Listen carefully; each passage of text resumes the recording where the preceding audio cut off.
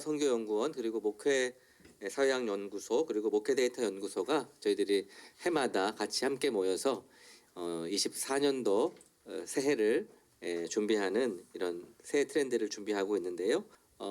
저는 이 순서를 맡은 문화선교연구원의 백광훈 목사입니다. 반갑습니다. 순서에 나와 있는 대로 네 분의 우리 발제자들이 다양한 주제를 가지고 발표를 해주시겠습니다. 먼저 첫 번째 발제는요. 2024년도 한국 교계와 목회의 전망 그리고 과제들을 제시해 주시겠습니다. 우리 목회사회학연구소 그리고 실천신대 교수로 섬기고 계시는 조성돈 교수님 나오셔서 한국교회 교계 및 목회 전망과 과제라는 주제로 이야기해 주시겠습니다. 예, 조성돈입니다. 예, 반갑습니다. 뉴월드에서 신인류가 세우는 교회다. 했는데 키워드는 세 가지입니다. 뉴월드 하나하고 그다음에 교회인데 교회론에 대한 이야기를 좀 할 거고 세 번째는 이제 새로운 사람들 신인류 뭐 이렇게 이야기를 한 부분들입니다. 아마 이제 코로나가 지나면서 우리들에게 도전되는 건 몇 명이 다시 교회를 오느냐 뭐 이런 생각만 많이 하고 있는 것 같고 실제적으로 사역이 얼마나 회복되느냐 뭐 이쪽으로 많이 궁금해하는데 지금 이제 그런 숫자가 문제가 아니라 제가 볼 때는 이렇게 모인 사람들이 과거와 같은 거냐 그리고 이런 사람들이 모이는 공동체라고 하는 교회가 이전과 같은 거냐 이 부분에 대한 고민들이 지금 필요할 때가 아닌가 그런 생각이 들어가지고 그런 이야기들을 좀 나눠보려고 합니다. 첫 번째 뉴월드입니다. 사진은 신세계 백화점을 넣습니다. 신세계 습니다. 저는 우리들에게 이 코로나 기간을 거치면서 새로운 세계가 열렸다 좀 그렇게 생각을 합니다. 제가 예를 들어놨는데 제가 출석하는 교회입니다.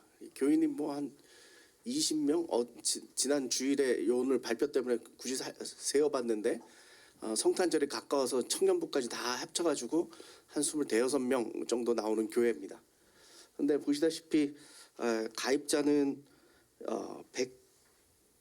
130명 이렇게 되고 그 다음에 동영상 숫자가 358개가 358개가 있었고 상당히 큰 모양새를 갖추고 있다라는 거죠. 그러니까 작은 교회 제가 다니고 있는 교회가 건물 지하에 있는 조그만 교회인데도 이러한 새로운 또 이 온라인 세계를 맞아가지고 여기서는 또 활동력이 강한 거예요. 제가 상당히 재밌다고 느끼는데 어디 가서 자주 얘기하는 건데 그 조그만 그 교회 20-30명 되는 교회 목사가 설교를 시작하면은 이제 인사를 하잖아요. 교인들끼리 이제 인사 나누세요. 그리고 설교 시작할 때 분당에 있는 우리 교회인가 군대에 있는 우리 교회인가 캐나다에 있는 우리 교회인가 막 이러면서 얘기를 하는데 옛날에 조용기 목사님이 방송 설교할 때 하시던 그런 포스가 나올 정도. 그러니까 세계가 많이 열려졌다. 뭐 이런 생각이 좀 듭니다.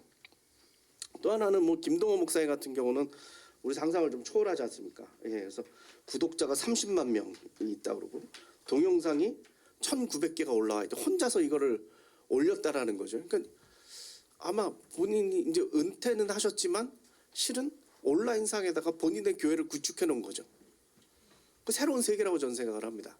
그래서 저는 무슨 생각이 드냐 하면 굳이 신학적인 얘기까지는 안 썼습니다만 제가 생각할 때는 이게 그 바울 시대 때 예루살렘을 벗어나 가지고 그 서구로 향해 갈 때 이방인들에게 전도를 하니까 유대 정통 그리스도인들이 제재를 가하잖아요. 불안하잖아요. 이렇게 가도 되는 건가?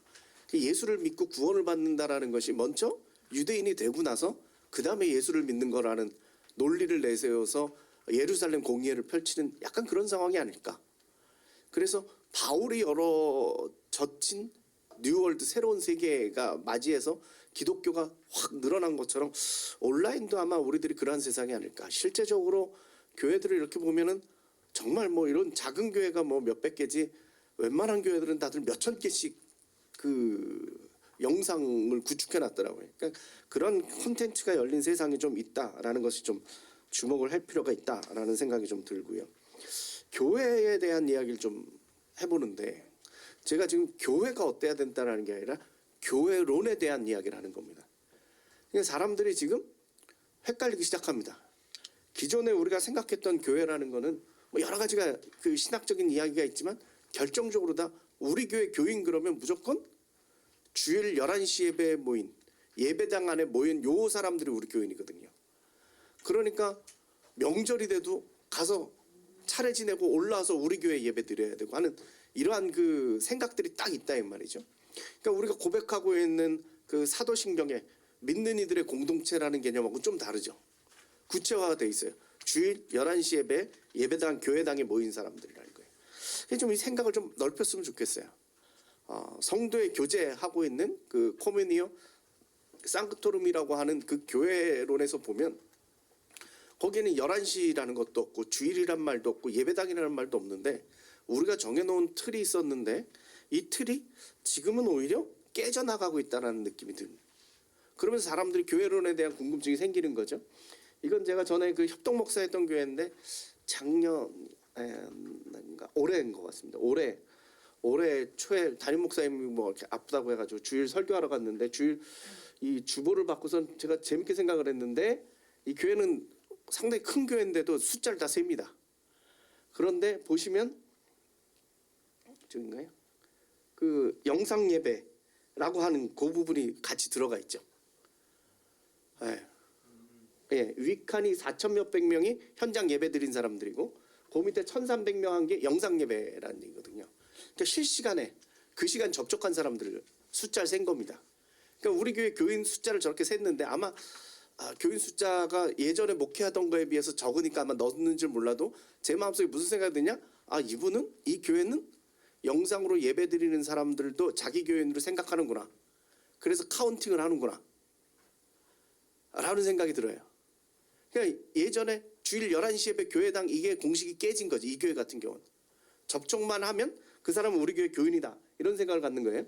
근데 그런 교회만 있는 게 아니고 여기도 아까 저는 거룩함이 광성교회였고 이거는 뭐 그냥 말씀드리면 높은 뜻 정의교회 얼마 전에 가가지고 제가 예배를 드렸는데 거기서도 보니까 여긴 좀 더 구체적이에요. 그래서 동시 접촉자는 가로로 넣어놓고 누적 접촉자 조회수까지도 해가지고 아주 그 온라인상에 동시 접촉자하고 이후에 시간을 띄워서 드린 사람들까지 따로 구별을 해가지고 그 사람들조차도 우리 교회 교인으로 여기고 있다라는 거죠.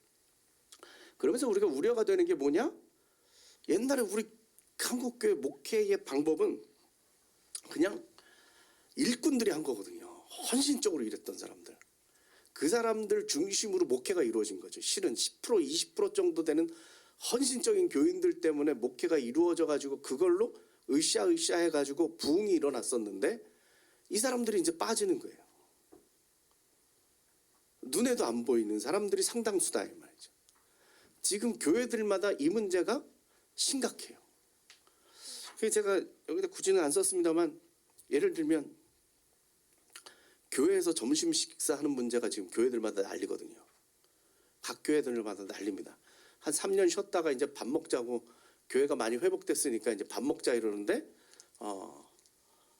교육자하고 담임 목사하고 당회에서는 이제 밥 먹기로 결정을 졌는데 이전에 주방을 책임졌었던 권사님들이 미쳤냐 그걸 또 하게 뭐 이런 분위기가 이제 나오는 거죠. 그래서 식당 운영이 안 되는 데가 많아요. 그래서 실제적으로 올 초에 조사했던 한목협 조사를 보니까 62% 정도가 식사를 하고 38% 정도는 식사를 못 한다. 이런 것들이 예전에 아주 당연하게 이게 교회가 굴러갔던 것들이 안 돌아가는 이런 구조 속에서 교회를 어떻게 운영할 것이냐 뭐 이런 생각이 드는 거죠. 그러면서 우리들이 질문을 하는 게 그럼 교회가 뭐냐에 대한 재정의가 필요했던 거예요. 지금 교회론에 대한 이야기들이 많이 터져 나오고 있는 이유가 거기에 있어요. 교회를 이제 새롭게 정의를 해야 되는 게 아닐까. 예전 주일 중심의 교회에서 이제 온라인까지 포함되어지는 그 교회를 어떻게 할 것인가 그런 생각이 지금 해야 될다라는 거죠. 사람들의 변화, 새로운 사람들이 나타나고 있다. 새로운 변화다라는 건데 제가 무지 재밌는 경험을 했었는데 아까 말씀드렸 높은 정의교회에서 제가 수요 예배 때 특강을 했어요.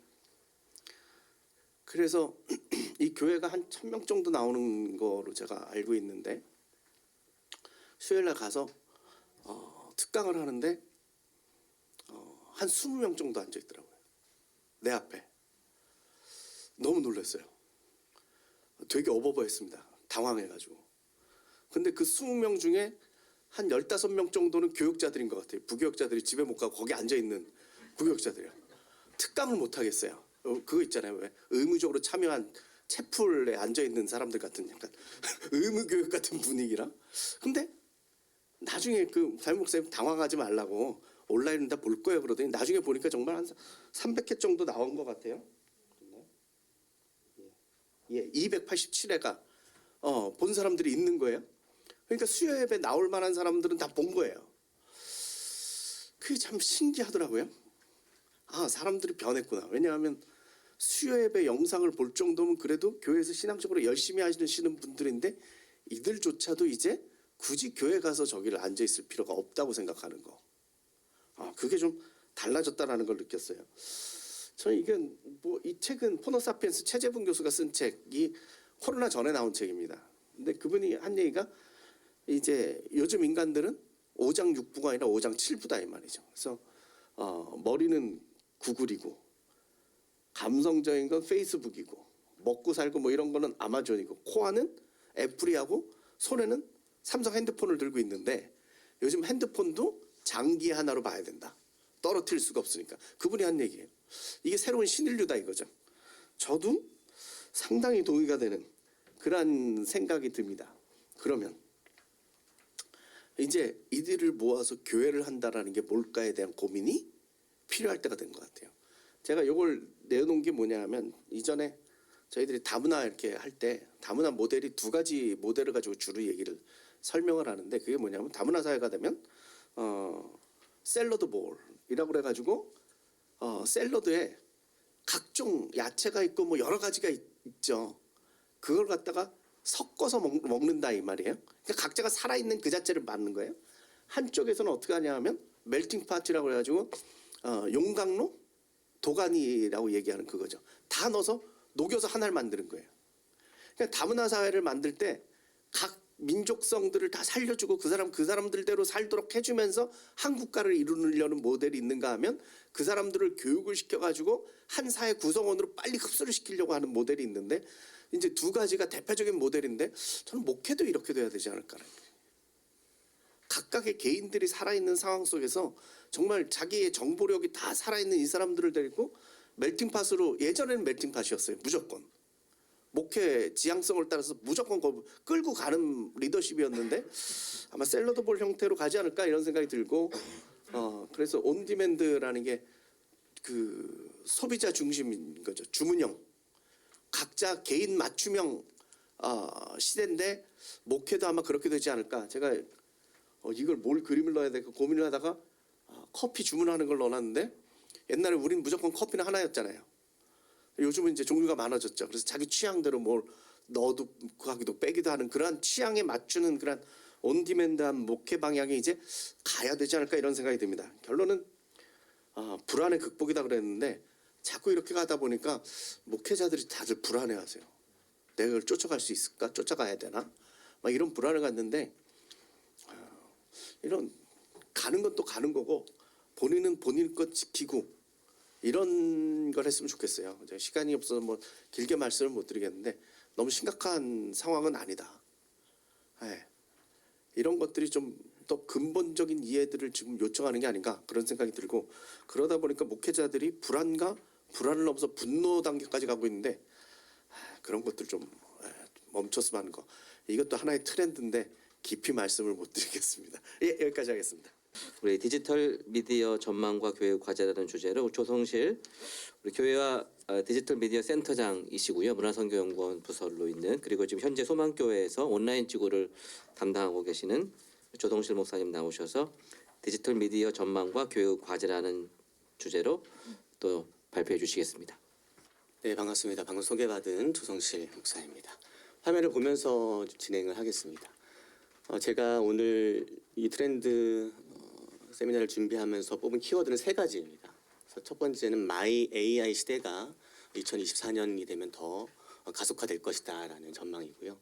두 번째는 한국교회 트렌드 2024에서도 제안한 것처럼 OTT 크리스천이 더욱더 전면으로 드러날 시대가 될 것이다라고 예상을 하고, 마지막 세 번째는 최근에 20대 또 젊은 세대를 중심으로 숏폼 컨텐츠가 굉장히 많이 소비되고 있습니다. 그런 원인과 또 이것들 어떻게 대응할 것인가에 대한 이야기를 시간에 맞춰서 진행을 하도록 하겠습니다. 첫 번째는 마이 AI 시대인데요. 지금 AI가 어떻게 흘러가고 있는가, 당연히 여러분들이 아시는 것처럼 챗 GPT가 등장을 하면서 정말 많은 변화들이 우리 사회에 일어났고, 앞으로 그 변화는 더욱더 가속화될 것입니다. 이러한 등장 배경에는 이러한 생성형 AI가 챗 GPT 외에도 계속해서 우리 사회 가운데 등장하고 발전하고 있다는 건데요. 여러분 잘 아시는 것처럼 대학가에서 GPT를 통해서 레포트를 내고 또 MBA도 통과하는 이러한 일들은 이제 옛날 뉴스가 되어버렸죠. 그리고 이제 멀티모달이 가능한 생성형 AI가 나오면서 이제는 단순하게 글로만 AI와 소통하는 것이 아니라 인공지능에 눈이 달렸고 또 귀가 달렸고 또 미각 센서를 통해서 음식을 맛볼 수도 있고, 이러한 여러 가지 멀티모달이 가능한 시대가 되었다는 겁니다. 그래서 풍선을 보고 문제를 내면 이것을 추론해서 맞히는 단계가 되었고요. 이거는 실제로 시제품으로 나온 레고 제품이 아니라 제가 챗 GPT에게 성경 본문을 주고 만들라고 한 겁니다. 그랬을 때에 이러한 레고 이미지들을 실제로 너무나 쉽게 만들어내는 것들을 우리가 볼 수 있습니다. 이런 상상도 해볼 수 있죠. 예수님과 제자들이 놀이동산에서 노신다면 어떨까. 머릿속으로만 상상했던 것들이 인공지능을 통해서 이제 그 실제를 이미지를 만들어낼 수 있는 시대가 됐습니다. 그래서 오픈 AI는 들어보셨을 거고, 그리고 메타에서 제공하고 있는 오픈 소스인 라마 2라는 인공지능도 지금 무료 오픈 소스로 공개가 되었고요. 또 우리나라 네이버에서 하이퍼 클로바가 인공지능으로 등장을 했습니다. 최근에는 구글에서 이제 바드 이후로 더 뛰어난 인공지능으로 제미나이가 등장을 했죠. 정말 빠른 속도로 거의 인간과 비슷하게 모든 센서와 시각적인 정보를 처리할 수 있는 인공지능이 등장을 했죠. 최근에는 이제 일론 머스크가 그록이라는 인공지능을 출시를 했는데, 이 인공지능의 특징은 농담을 이해하고 인간과 대화할 수 있는 특징을 가지고 있습니다. 이러한 것들이 교회 안에 어떠한 변화를 일으킬 것인가. 첫 번째로는 행정 업무의 자동화를 가져올 겁니다. 저도 부교역자지만 설교나 아니면 신방 외에도 정말 많이 행정적으로 처리해야 될 것들이 많이 있는데, 이런 것들이 교회 안에서 인공지능을 통해서 그런 모든 사역의 시간들을 단축시킬 수 있다라는 예상을 하고요. 두 번째는 소외된 사람들에 대한 돌봄 역시 인공지능을 통해서 더 확장될 것입니다. 요즘 지자체에서는 1인 독거노인들에게 사회복지사가 전화를 하는 것이 아니라 인공지능이 전화를 합니다. 그 대화를 하면서 여러 가지 문제점들을 파악하고 소통하는 역할을 하는데, 이런 것들 역시 교회 안에서 적용될 수 있지 않을까라는 예상을 해봅니다. 당연히 여러 가지 어도브에서 나온 툴들이나 아니면 생성형 이미지 툴들을 통해서 많은 미디어 콘텐츠들이 제작될 것입니다. 제가 어제 본 거는 음악을 만들어주는 AI가 등장했더라고요. 그래서 그저 허밍으로 흥얼흥얼거리면 그걸로 오케스트라를 만들어내는 그런 인공지능이 출시가 되었습니다. 그리고 당연히 성경 공부나 신학 연구들에 많이 도움이 되겠죠. 짧게 설명드리면 이 일루미네이트라는 사이트는 성경을 보면서 인공지능에게 질문을 할 수 있습니다. 더 이상 목사님에게 질문하는 게 아니라 인공지능에게 질문을 하면 이 성경 구절에 대한 응답을 인공지능이 해주는 사이트이고, 성경을 검색할 때에도 키워드를 검색하는 게 아니라 실리콘 스크립처라는 사이트에 들어가면 내가 자녀들을 교육하는 데 필요한 본문을 찾아줘라고 하면 관련된 본문들을 바로 찾아줄 수가 있습니다. 또 우리나라의 주님 AI 비슷한 사이트인데 바이블 AI라고 해서 챗 GPT를 파인 튜닝, 그러니까 교회에 맞게 훈련을 시켜서 이러한 질문들을 했을 때 챗 GPT에서는 동성끼리 결혼할 수 있어라고 물어보면 있다고 응답을 하거든요. 근데 이 사이트에 들어가서 물어보면 동성끼리 결혼하는 것은 하나님의 뜻이 아니다라고 응답을 합니다. 이렇게 교회에서 소그룹 교제를 만들 때 필요한 여러 가지 질문들을 이제 인공지능으로 만드는 시대가 됐다는 거죠. 앞으로 어떤 것들이 등장할까? 저는 그 분기점에 있는 하나의 사건이 GPTS라고 생각을 합니다. 최근에 GPT 터보라는 서비스가 출시가 되면서 GPTS라는 서비스가 출시가 됐는데, 이 특징은 뭐냐면 마이 AI, 각 교회나 개인이나 기관에 맞는 인공지능을 스스로 개발할 수 있다는 거예요. 쉽게 예를 들어보면 제가 만들어 봤습니다. 제가 속해 있는 교단의 헌법을 이 챗 GPTS에게 훈련을 시켰어요. 다 학습을 시키고 질문을 하는 겁니다. 부목사 연임 청원 방법이 뭐야라고 물어봤을 때에는 그 총회 헌법을 학습한 AI가 그에 맞는 대답을 해줍니다. 거기 연계해서 네가 말하는 임신 목사가 뭐야라고 물어보면 임신 목사는 이러이러한 것입니다라고 응답을 해준다는 거죠. 그러니까 챗 GPT에게 물어보는 얻을 수 없는 답들을 그 인공지능을 훈련시킴으로써 더 구체적인 답을 얻을 수 있다는 것이고, 또 두 번째 제가 만든 것은 하이델베르크 요리 문답을 인공지능에 학습시켰더니 하이델베르크 요리 문답에 맞는 여러 가지 신앙의 응답들을 얘가 대화로 만들어낼 수 있다는 것이죠. 지금 제가 만들고 있는 것은 저희 교회의 챗봇입니다.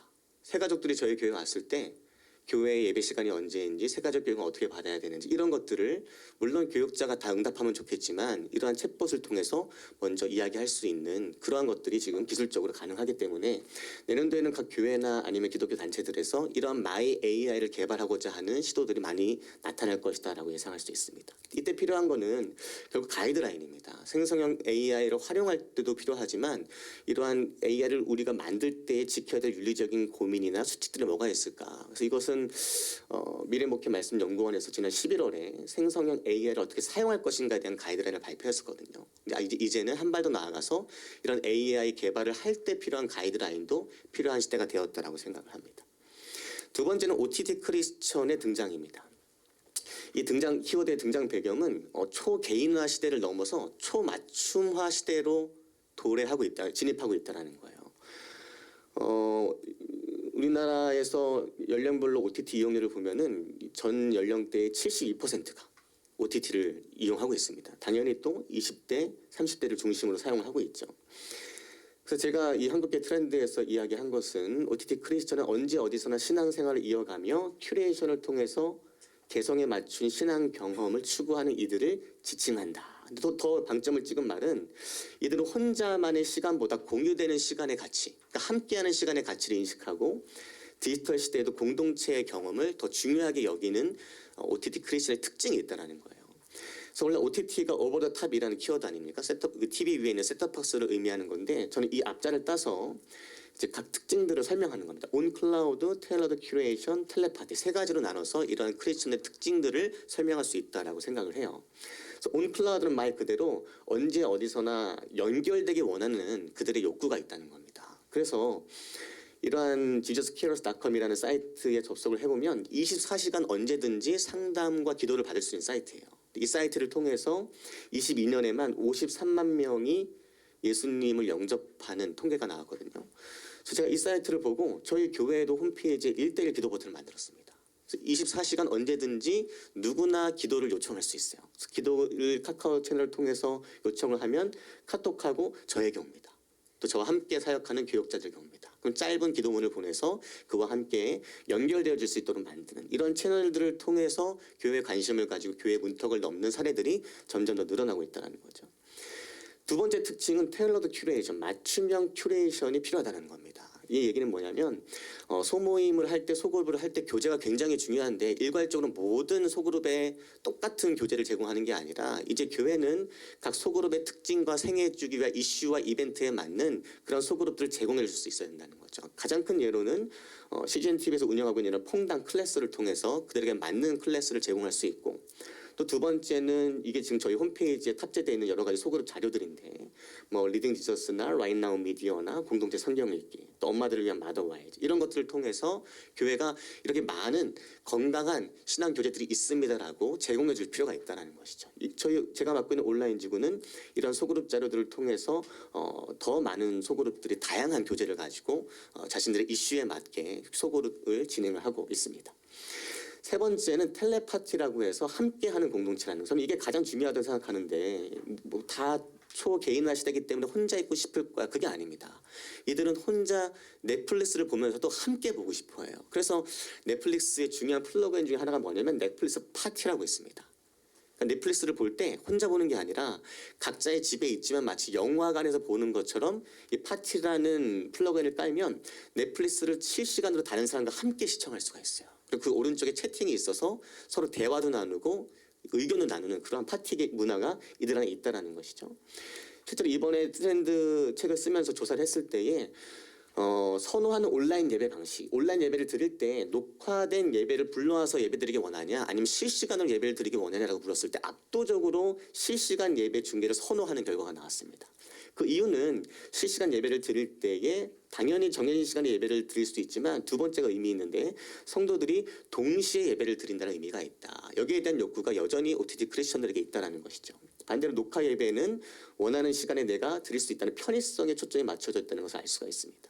그래서 이러한 녹화 예배 외에 실시간 예배를 더욱더 우리가 도입해서 이러한 파티 문화를 교회 안에서 시대로 볼 필요가 있다. 그래서 제가 맡고 있는 온라인 지구에서는 금요일 밤마다 온라인으로 기도회를 하는데 이때 가장 중요한 것은 오른쪽에는 이 채팅창입니다. 채팅을 통해서 실시간으로 대화를 나누고 또 제가 가장 신경 쓰는 것은 지금 어디에서 함께하고 계신지를 물어보면 뭐 서울에서 하남에서 대구에서 제주에서 함께하고 있다고 막 올려요. 그럼 제가 이거를 하나하나 다 읽어줍니다. 그래서 이 목회자나 앞에 있는 사람이 이것들을 읽어줄 때 훨씬 더 실제감을 느낄 수 있기 때문에 제가 읽어준다는 것이죠. 이런 파티 문화들을 한번 시도해 보면 어떨까라는 생각을 해보게 됩니다. 마지막에는 환우를 위한 기도를 함께 해주거든요. 실시간으로 채팅창을 통해서 나를 위한 기도나 아니면 가족들을 위한 기도들이 올라오면 이것들을 제가 손을 들고 카메라를 향해서 있지만 간절한 마음으로 기도를 해줍니다. 이런 것들이 멀리 떨어져 있는 그들에게 함께하는 공동체의 느낌을 제공해 줄 수 있다는 것이죠. 마지막 세 번째 키워드는 숏폼 콘텐츠입니다. 숏폼. 여러분들도 이제 숏폼을 많이 보시는 분들이 많을 텐데 이러한 숏폼 콘텐츠가 등장하게 된 배경은 시성비입니다. 시성비. 들어보셨나요, 여러분? 예전에는 우리가 가성비를 중요하게 생각했는데 가격 대비 성능비. 요즘 세대들은 가격보다 더 중요하게 생각하는 것은 시간 대비 성과 효율. 이 시성비를 더 중요하게 여기는 세대가 되었다는 거예요. 그래서 이 엠브레인에서 만든 트렌드 모니터에서 나온 통계를 보면은 숏폼 영상 플랫폼 이용률이 89.5%.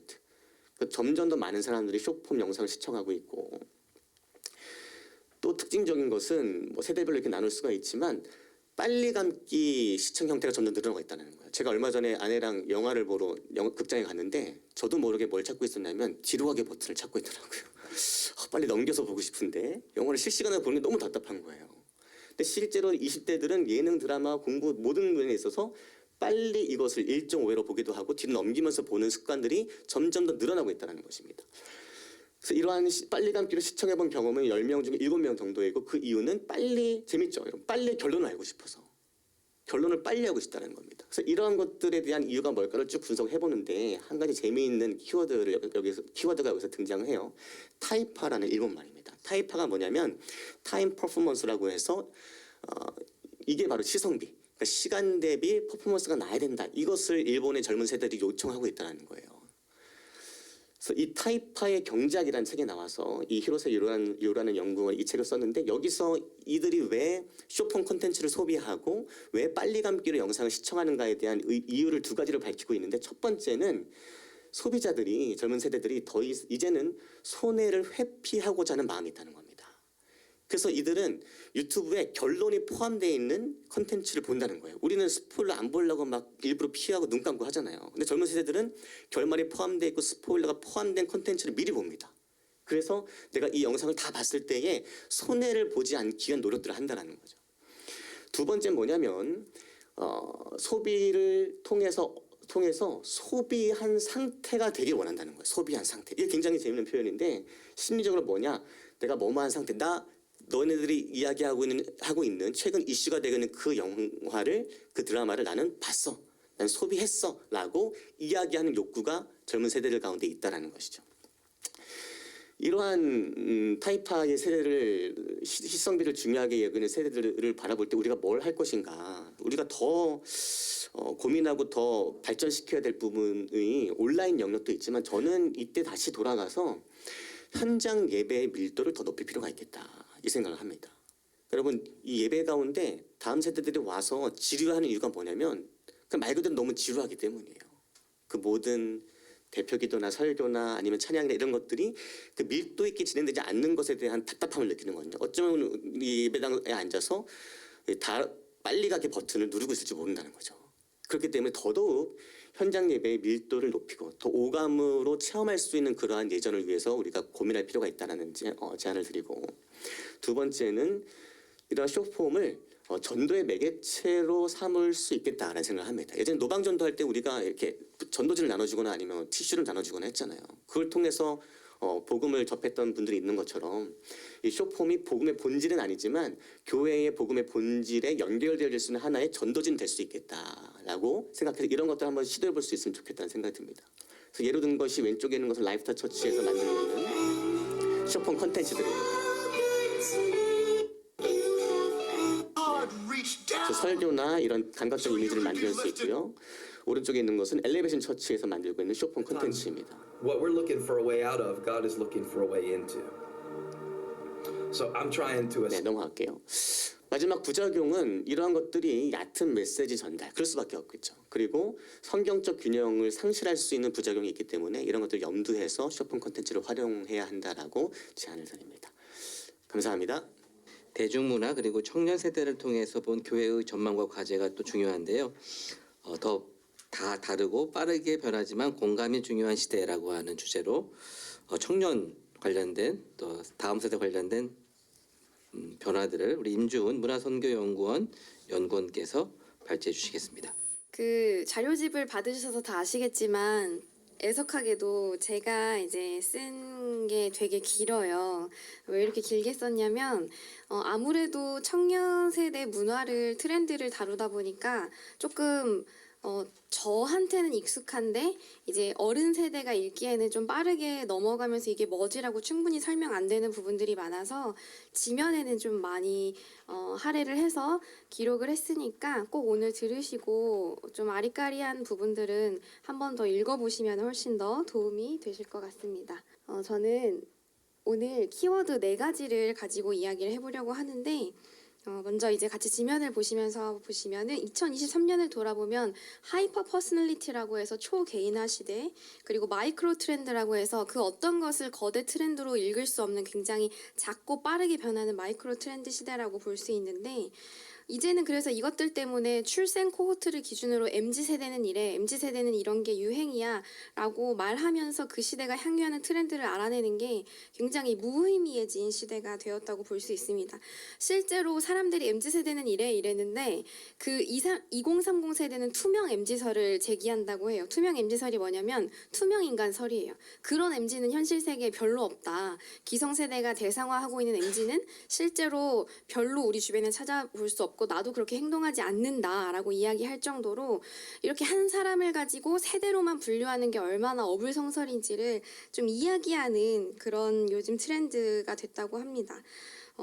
이에 따라서 이제 초개인화에 따라서 거대 트렌드라는 것도 없어질 수밖에 없는 세대가 됐죠. 하지만 트렌드는 분명히 존재합니다. 트렌드는 분명히 존재하고요. 왜 존재하냐면 비록 미세하고 그 기간은 짧더라도 젊은 세대가 다 함께 열망하고 다 함께 공감하고 있는 것은 언제나 있기 마련이기 때문입니다.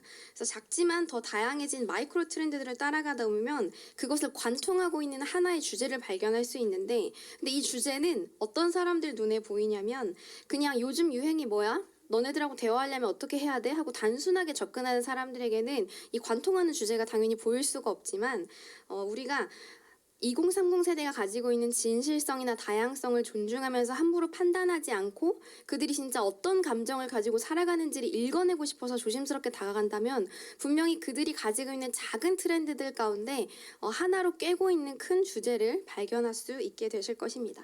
제가 오늘 가지고 온 마이크로 트렌드들 중에 딱 4개를 가지고 왔는데요. 불안, 날 것, Y2K, 오픈형 채팅. 아마 앞선 발표자분들이 이야기해 주신 것들도 중복되는 게 좀 있을 것 같아요.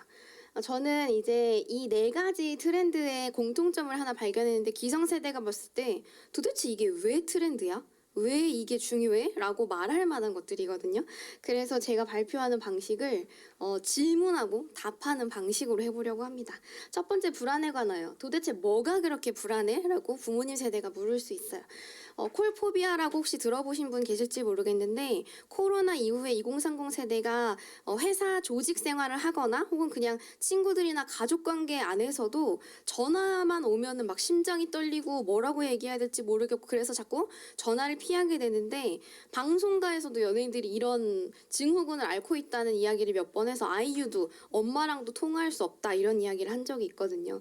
이 콜포비아가 단순히 미디어나 디지털이 너무 발달했기 때문에 요즘 애들이 대면이나 음성 그런 대화가 안 되는 걸까라고 하실 수도 있는데 단순히 그런 문제가 아니라 살펴보면 이제 2022년에서 2023년에 5.7%나 증가해서 거의 우리나라 2030 세대 물론 저건 3,000명 대상이지만 35.6%면 굉장히 많은 사람들이 저 불안을 안고 있거든요. 그 이유를 보면 대다수가 이 전화를 통해서 내가 아직 말할 것이 준비되지 않았기 때문에 어떤 이야기가 오고 갈지 모르기 때문에 내가 통제할 수 없는 통화를 하고 싶지 않다라는 마인드라는 것입니다.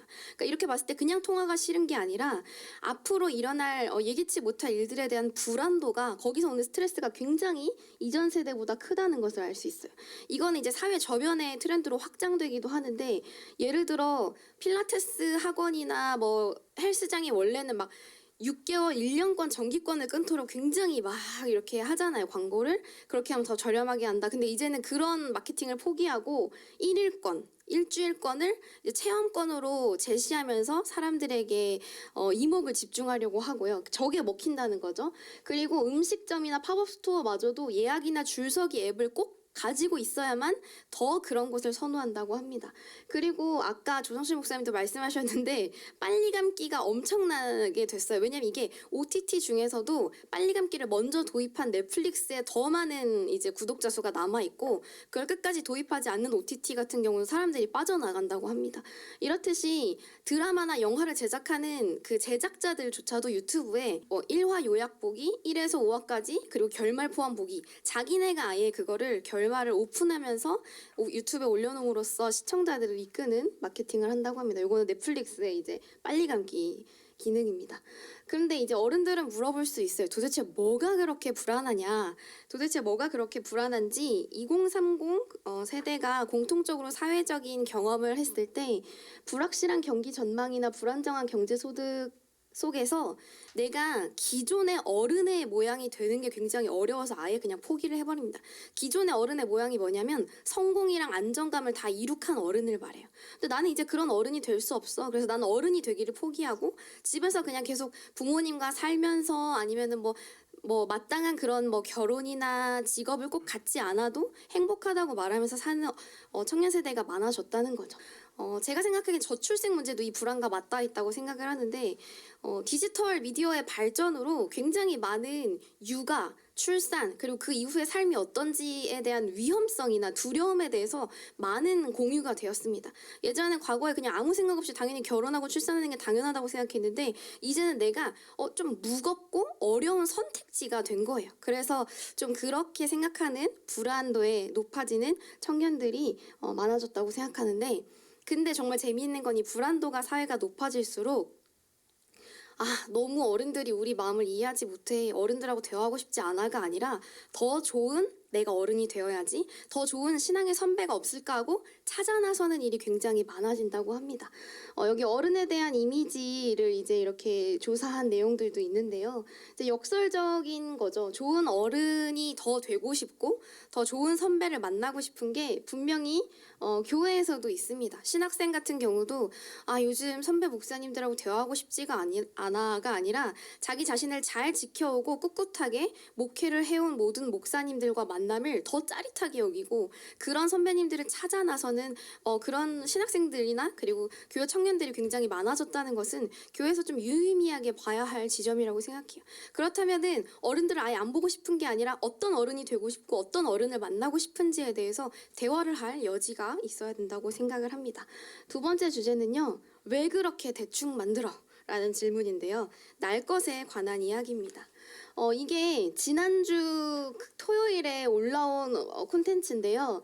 뜬뜬이라는 채널에서 유재석이 진행하는 핑계고라는 이제 웹 토크쇼입니다. 근데 제가 처음에 핑계고 시작할 때 봤는데 그냥 유재석이 진짜 찐친 그냥 방송에서 만나는 사람들 말고 자기 진짜 친구들을 불러가지고 2시간 동안 그냥 대화하는 거를 컷 편집도 안 하고 그냥 내보내는데 아 이거 프로그램 망했다 유재석이라도 못 살리겠다라고 생각을 했는데 이게 이제 거의 1년이 다다라가면서 엄청난 인기를 끌고 거기에 나왔던 참여자들하고 같이 신인상, 대상, 작품상 뭐 여우주연상 이런 것까지 다 해서 자기네들끼리 상을 주고 파티를 열었는데 이것조차도 올라오자마자 그날에 200만 회 조회수를 이제 돌파하면서 굉장히 많은 사랑을 받고 있어요. 굉장히 날 것 그대로의 콘텐츠라고 생각했는데 많은 관심을 받고 있죠. 유재석이라서 가능하다고 생각할 수도 있는데 이제 방송이 남창희도 같은 채널에서 실비고라는 이제 집초대 프로그램을 하는데 그냥 아무 그런 게 없어요. 그냥 주민들이나 시민들, 초등학생 주변에 사는 뭐 구급 공무원 초대해서 어떤 음식 좋아하는지 묻고 음식하고 그들하고 삶의 대화를 하는데 엄청난 조회수와 그리고 댓글에 너무 많은 힐링을 받고 있다 이런 댓글이 많이 달리고 있다고 합니다. 그래서 여기에 대한 대답은 덜어내야 더 공감이 되니까 라고 청년들은 대답을 합니다. 이제는 모든 것이 콘텐츠가 될 수 있고 모두가 크리에이터가 될 수 있는 시대인데 타인의 하루를 기록한 브이로그를 집에 아마 자녀들이나 주변 청년들이 아무 생각 없이 계속 보고 있는 거를 보셨을 거예요. 그리고 뭐 여행 유튜버나 그리고 내가 직접 그들과 친구도 아닌데 친구 관계성이 나오는 그런 유튜브를 보면서 막 몰입을 하고 그들의 관계성을 유추하고 엄마 아빠나 자녀들이 막 친하게 지내는 거 보고 따뜻함을 느끼고 이런 경우는 다 대부분 공감과 위로를 느끼고 있기 때문인데요. 덜어내서 날 것을 그대로 만들면서 좀 러프하게 계속 쉽게 방송을 하더라도 그 안에서 삶의 어떤 실제적인 경험담이나 그 사람의 모습에서 나를 느낀다면 그것은 그야말로 아주 좋은 콘텐츠의 소재가 된다는 것입니다. 그래서 콘텐츠를 기획하면서 만들어가는 제작 과정도 하나의 콘텐츠로 만들기도 하고요. 또 실패 과정도 하나의 콘텐츠 소재가 된다고 합니다.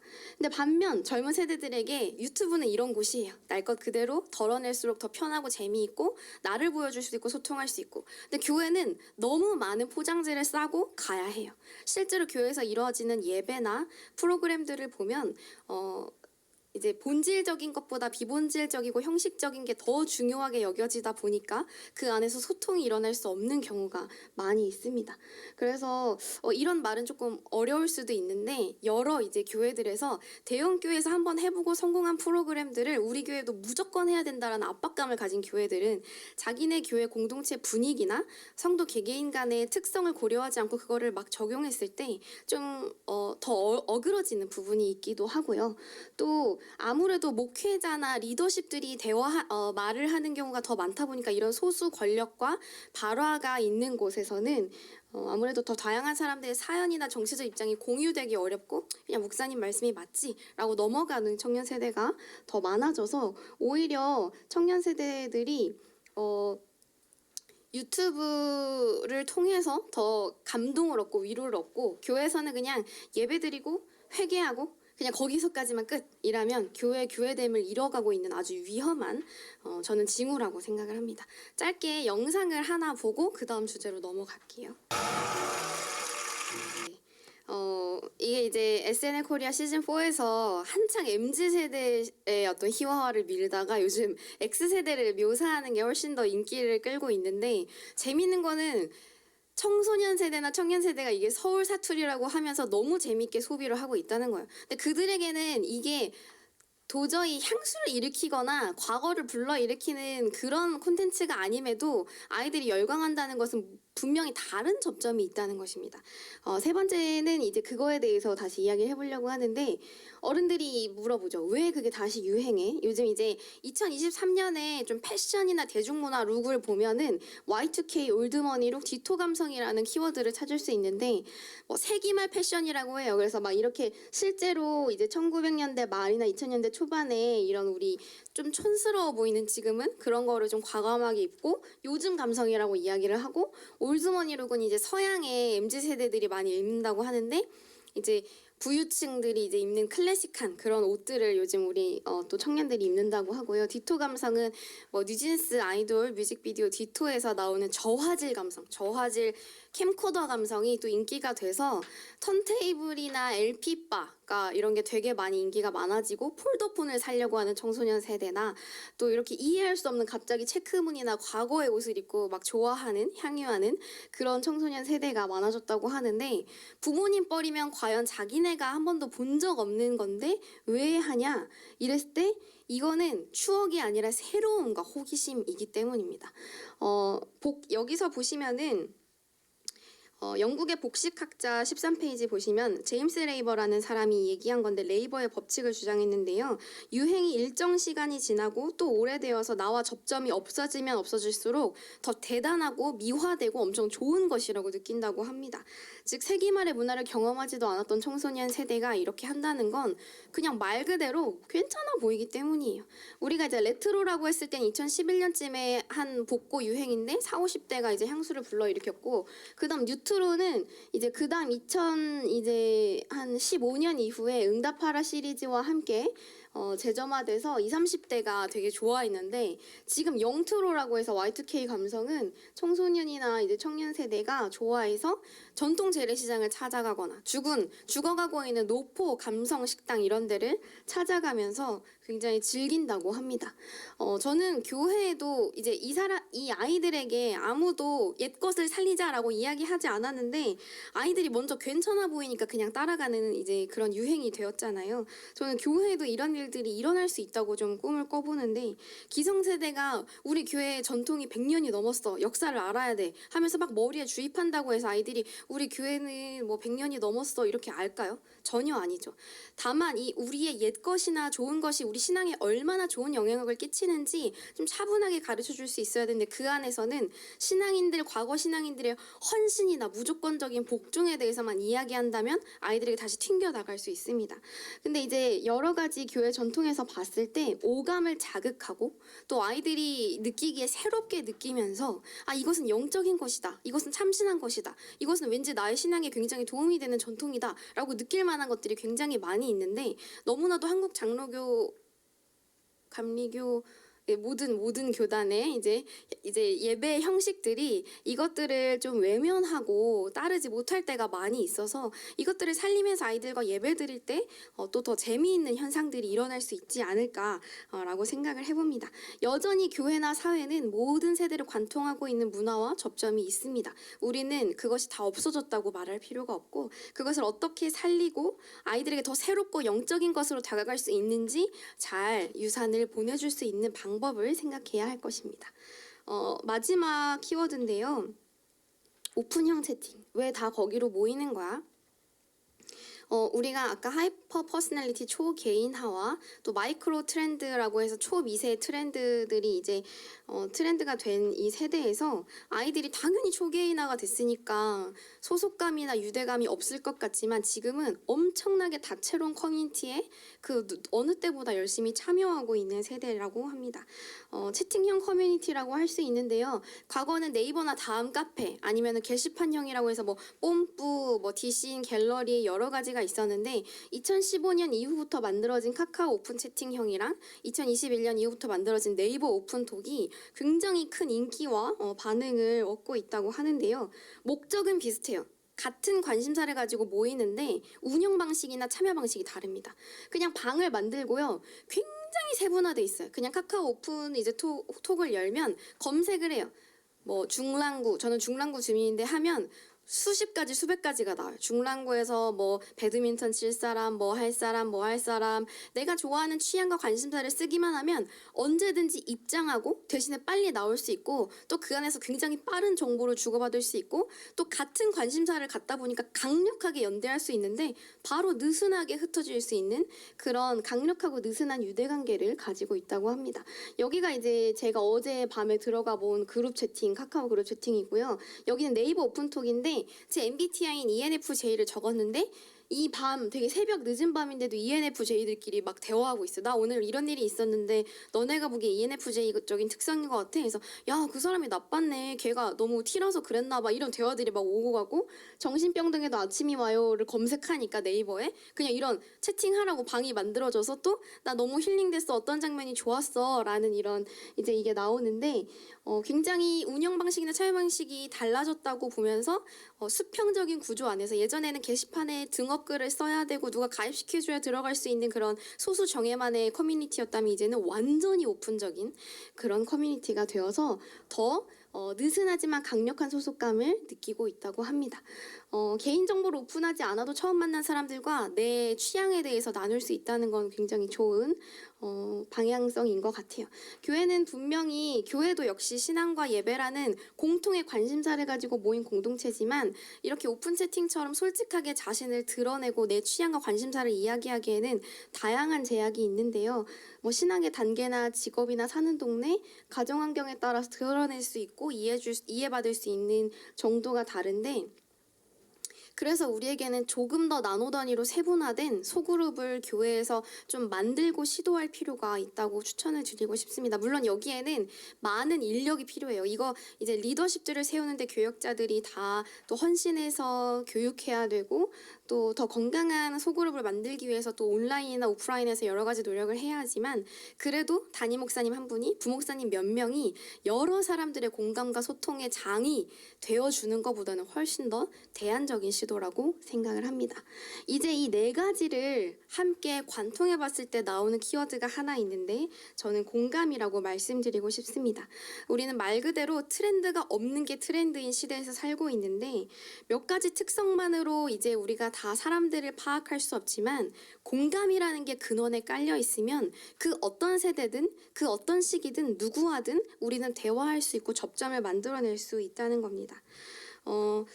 근데 이 공감이야말로 교회가 들어갈 수 있는 여유의 자리라고 생각을 하거든요.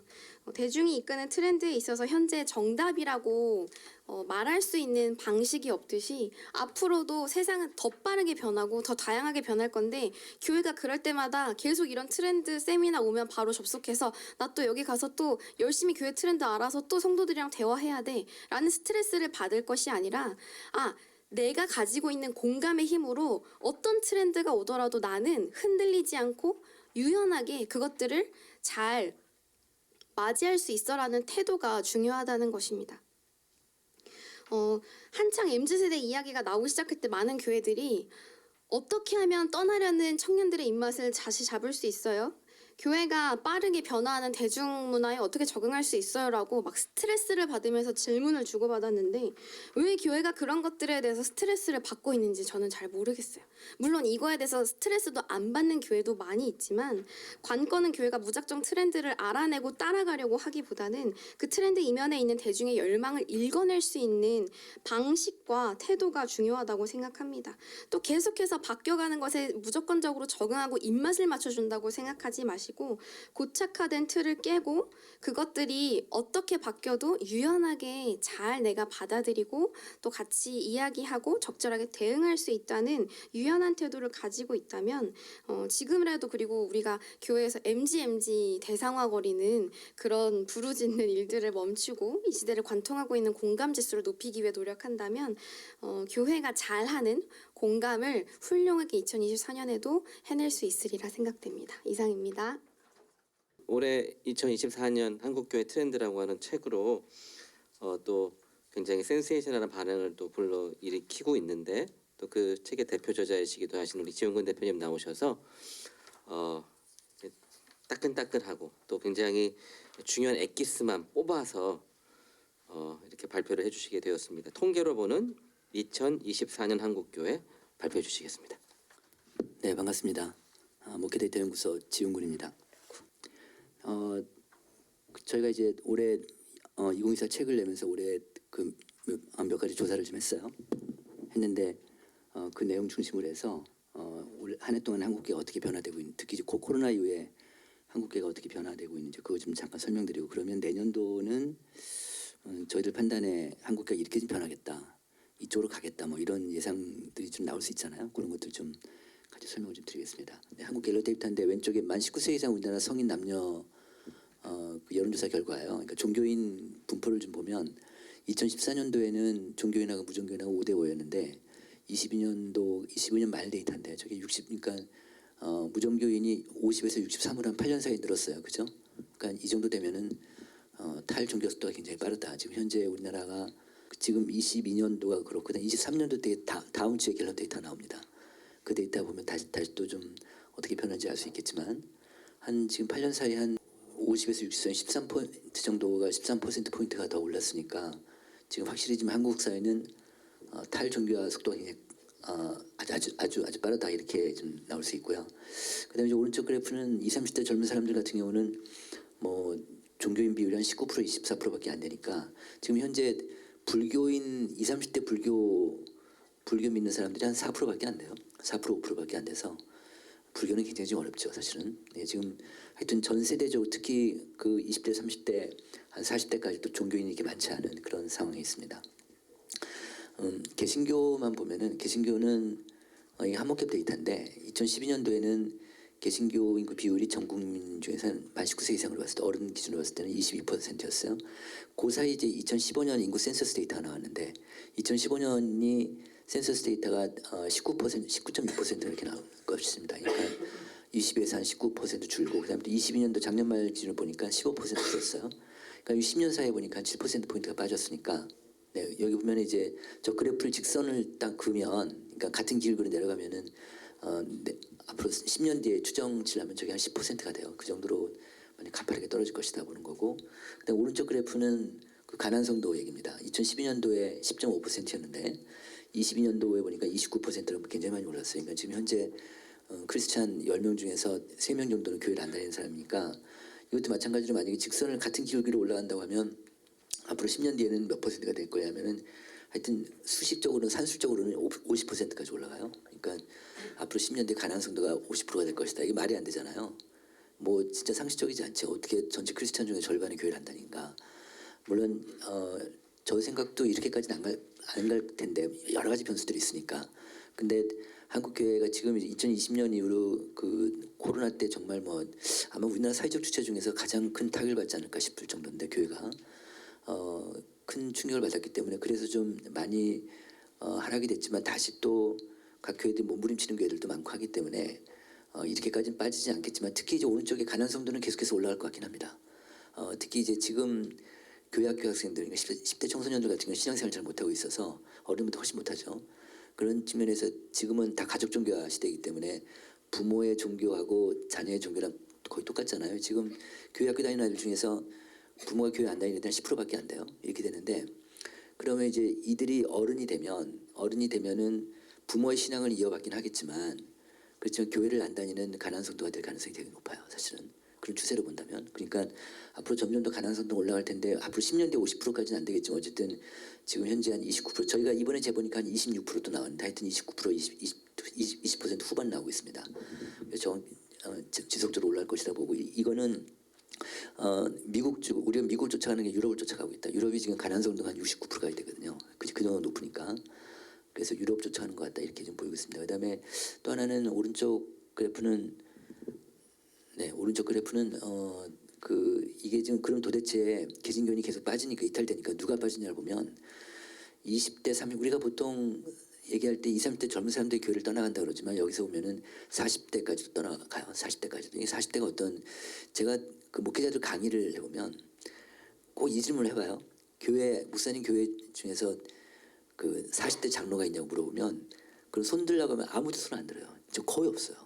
우리나라 교회 중에서 지금 우리나라 전 연령대 우리나라 한국인들 중위 연령이라고 그러죠. 가운데 나이가 46이거든요 지금. 근데 40대 장로가 좀 없어요. 근데 이 30, 40대 어떤 사람들이냐면 50대 60대 가면 교회 리더십 그룹으로 딱 들어가니까 그러니까 딱 50대가 넘어가면서 이제 어떤 권위주의적이고 수직적인 문화 건석이 있는 거고 그다음에 10대 20대는 디지털 네이티브니까 잘 세대 차이로 잘 안 맞고 30, 40대가 섬처럼 갇혀 있다. 그게 지금 특히 40대가 교회 거버넌스에 대해서 불만들이 제일 높거든요. 이 사람들이 이런 숨 막히고 숨도 못 쉬고 하니까 이런 상태에서 자기 신앙이 없고 그다음 명목상 크리스찬 그러니까 교회 생활만 하는 신앙생활 안 하는 그런 40대 같은 경우는 그냥 교회를 뛰쳐나갈 수밖에 없는 그런 구도다 이렇게 볼 수 있습니다. 현장 예배 회복도를 보면은 올해 1월달 왼쪽은 어른 예배인데요.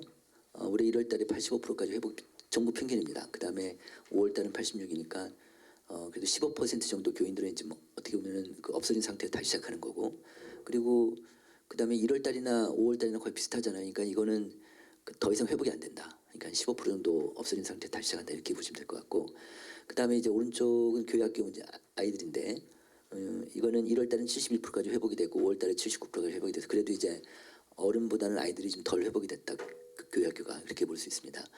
그다음에 앞에서 뭐 조 목사님도 말씀하셨지만은 교인들의 온라인 사용이 이제 이미 이제 일반화된 것 같다. 그러니까 이번에 조사를 해보니까 두 번째 보시면 교회 출석자의 절반 정도가 일주일에 1회 이상은 온라인으로 신앙생활한다. 뭐 유튜브 가서 설교를 듣건 뭐 하여튼 그 기독교 컨텐츠를 보고 교회 사이트에 올라가서 뭘 본다든지 하여튼 이런 식으로 이제 일반화돼 있는데 근데요 여기서 좀 하나 말씀드릴 거는 목사님들한테 목회자들한테 이걸 물어봐요. 목사님 교회 정식 교인을 누구라고 생각하십니까? 물어보면 그러면 11조 내는 사람, 그다음에 한 달에 한 번 이상은 교회 나오는 사람 정도 이 정도를 그 이제 본인의 이제 교인이라고 생각하는데 그러면 온라인 예배자들을 온라인 속에서 이제 현장 예배는 안 나오고 온라인 예배자들을 정식 교인으로 생각하는 목사님은 한 절반 정도밖에 안 돼요.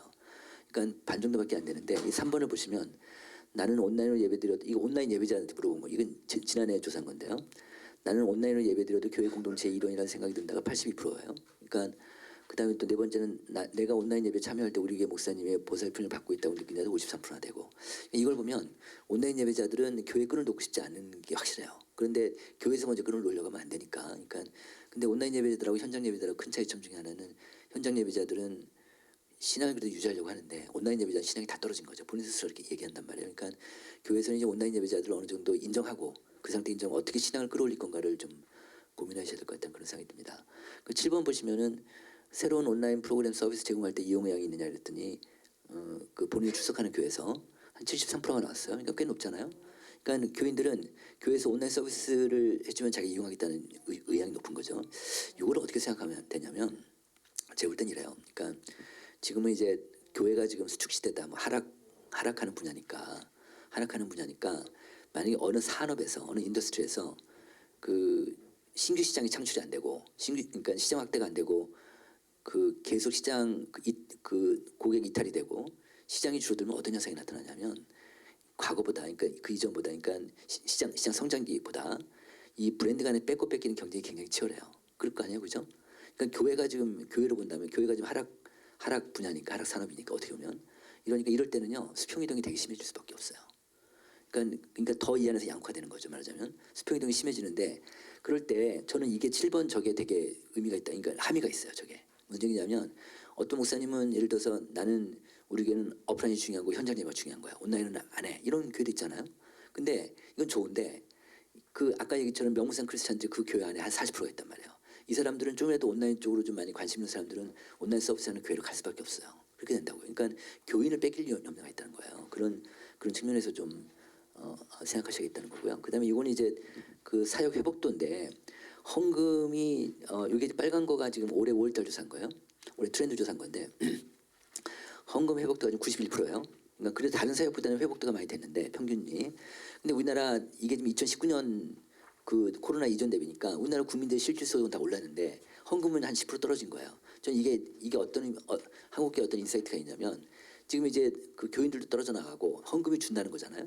그만큼 이제 앞으로는 기독교 생태계가 좀 어려울 수 있다. 저희 같은 연구기관들도 교회로부터 후원받고 다 해서 조사도 하고 인건비도 해야 되는데 해외 선교사님도 마찬가지고 다 이런 교회로부터 후원받는 그 연결되는 그런 기독교 생태계가 좀 어려워질 수 있다. 이런 것들이 하나의 좀 사인이라고 볼 수 있고요. 그다음에 이제 두 번째 소그룹 활동도 75%, 제자훈련도 73, 전도선교도 65, 그다음에 지역사회 구제도 이것도 한 69 이렇게 되니까 그다음에 새신자 등록도 한 55밖에 안 되고 그러니까 다 지금 100% 오히려 코로나 전보다 지금 사역이 다 지금 안 되고 있잖아요. 이러다 보니까 어떤 문제가 생기냐면 교인들 신앙이 떨어지는 거예요. 교인들 신앙이. 그러니까 사역 빈도가 떨어지니까 예전보다 사역을 못 하니까 그래서 맨 아래 보시면은 나는 내 신앙이 떨어진 것 같아. 약해진 것 같아가 30%고 그다음에 빨간 거 깊어진 것 같아가 16%니까 확실히 한국 교인들이 코로나 이후에 신앙이 떨어진 거예요. 그럼 신앙이 떨어지게 되면 헌신자가 줄어들고 헌금도 줄 거고 다 이런 연쇄적으로 이러는 게 있으니까 그래서 제 생각은 교회에서 의지적으로 이 사역 회복도를 굉장히 올려야 되니까 사역의 어떤 그 액티비티를 올리는 게 굉장히 중요할 거라고 보는 거죠. 네, 그렇습니다. 그다음에 허리 세대가 좀 약해지고 있다. 이게 지금 코로나 전에는 잘 몰랐어요. 코로나 후에 이제 데이터를 보니까 상호들이 빠지는 거예요. 이탈되고. 그래서 그다음에 이들이 20대보다도 오히려 더 신앙이 약해지고 이런 현상들이 나타나서 그래서 이들은 뭐 상무사원이니까 거의 직장 다닌다고 하면 직장 스트레스 심하고, 그래서 저희가 이제 상무사원 크리스찬 조사를 해본 거예요. 그랬더니 직장 스트레스 심하고 가사 육아로 뭔가 많이 지치고 있고, 그러다 보니까 이게 신앙적으로 부정적인 영향을 미치니까 교회를 잘 안 나가게 되고, 그래서 하나님을 믿지만 그리스도는 잘 모르겠다고 생각하는 그야말로 신앙의 어떤 기본도 안 돼 있는 상무사원들이 3명 중에 1명이나 되고 이런 상태고, 예전에는 교회를 다니다가 지금 코로나 이후에 현장 예배 이탈한 친구들은 40%가 넘고 이렇게 되고 있습니다. 그런데 이게 지금 상무상의 문제가 아니라 아까 좀 전에 말씀드린 대로 이들의 자녀하고도 좀 연동이 되니까, 지금 가족 종교화 시대니까, 그러니까 부모가 교회를 다니면은 자녀도 교회를 다니고, 부모가 교회 안 다니면 자녀도 교회 안 다니고, 부모가 신앙이 좀 애들도 신앙이 좋고, 부모가 신앙이 안 좋으면 애들도 신앙이 안 좋고, 지금은 완전히 절대적으로 아이들이 부모한테 종속적이니까 지금 이제 지금 이런 상태인데, 이걸 또 보겠습니다. 이건 이제 통합교단 데이터인데요. 지금 교회 상황을 잠깐 말씀드릴게요. 2010년도에 이 교단이 8,100개 교회, 맨 아래 8,100개 정도 교회가 있고, 22년도 데이터는 22년도 교회는 9,400개에서 한 16%가 늘었어요. 근데 이제 맨 위에 보시면 30명 이하 교회는 86%가 늘었어요. 10년 사이에. 그다음에 30에서 50명은 21%가 늘고, 그다음에 51명 이상은요, 오른쪽 보세요. 다 마이너스죠. 모조리 마이너스죠. 그러니까 한 교단, 이게 주요 교단인데 가장 뭐 합동 통합 가장 큰 교단인데, 지금 교회를 보니까 한 50명까지는 교회수가 확 늘고, 그러니까 그다음에 51명 이상은 교회가 다 줄어든 거잖아요. 다 줄어들었잖아요. 이건 양극화가 아니죠. 잘 되는 교회는 잘 되고 못 되는 교회 못 되는 게 양극화인데, 이거는 어떻게 보면은 밑으로만 편중화되는, 밑으로만 쌓이는 그런 지금 상황이 돼서 지금 소형교회가 굉장히 좀 어려운 상태다, 이렇게 볼 수 있고요. 제 생각은요, 여기서 이 86% 저렇게 밑으로 막 쌓이잖아요. 이거는 소위 영어로 얘기하면 액티브 처치가 있고 이넥티브 처치가 있다고 하면, 이넥티브 처치가 그만큼 움직이지 않는 교회들이 많다, 이렇게 볼 수 있습니다. 그다음에 이거는 뭐냐면 이제 인구 문제인데, 지금 우리나라 인구가 계속 줄고 있잖아요. 우리나라 인구가 지금 2020년부터 줄고 있는데, 이거 볼게요.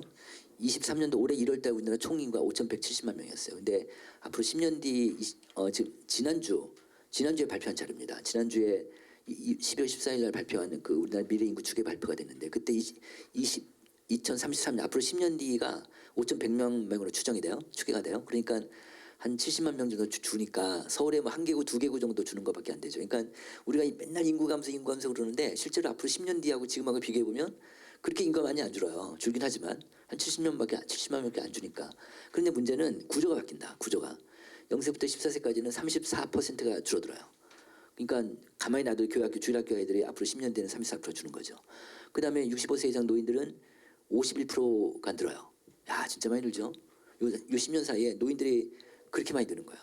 이건 그러니까 모든 교회가 이제는 작은 교회든 큰 교회든 고령 친화적 교회가 되지 않으면 안 된다. 왜냐하면 노인들은요, 60세 이상 교인들 조사를 해보면 다른 연령대보다 교회 소속감이 엄청나게 높아요. 그리고 이들이요, 모든 세대 중에서 노인들의 영적 갈급함이 제일 심해요. 제일 높아요. 이들은 정말 교회에 대해서 충성스러운 사람이니까 이분들을 어떻게 교회에서 잘 활용하는 것도 이제 앞으로 굉장히 중요해질 거고, 노인 사역이 되게 중요해질 거라고 봅니다. 그다음에 이제 교회학교 급락이라고 제가 썼는데, 왼쪽 그래프를 보면은, 왼쪽 표를 보시면 일반 초중고 아이들이 2000년에서 2013년까지 18%가 줄었어요. 준 거예요. 근데 교회 학교는 19%가 줄었어요. 거의 비슷하죠? 그러니까 이거는 뭐 교회 책임이 아니야. 그러니까 아이들이 주니까. 근데 2013에서 22년 걸 보니까 일반 아이들은 19%가 줄었어요. 근데 교회 학교는 37%가 줄어들었어요. 그러니까 2배 차이 나죠. 그러니까 요 10년 사이가 도대체 무슨 일이 일어나는지 한국 교회가 완전히 무너진 거예요. 10년 사이가 교회 학교 아이들이 거의 2배가 지금 일반 애들보다 더 줄어든 거죠. 제가 그래가지고 너무 이게 많이 차이 나가지고 제가 한번 연령별로 구분을 해본 거예요.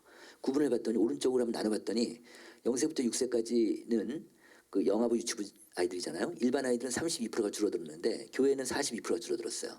한 10% 차이 나요. 맨 아래 보세요. 중고등학생들은 일반 아이들은 30%가 줄어들었고 교회는 38%가 줄어들었어요. 이것도 한 10% 좀 차이 나죠. 근데 가운데 가보세요. 가운데 초등학생 보면 초등학생 일반 아이들은요, 요 10년 사이에 4%밖에 줄지 않은 거예요. 일반 아이들이. 근데 교회가 36%가 줄어들었어요. 딱 9배 차이가 나요. 그러니까 이게 뭘까요? 지금 일반 아이들은 그게 줄지 않았는데 교회가 이렇게 확 준 거예요.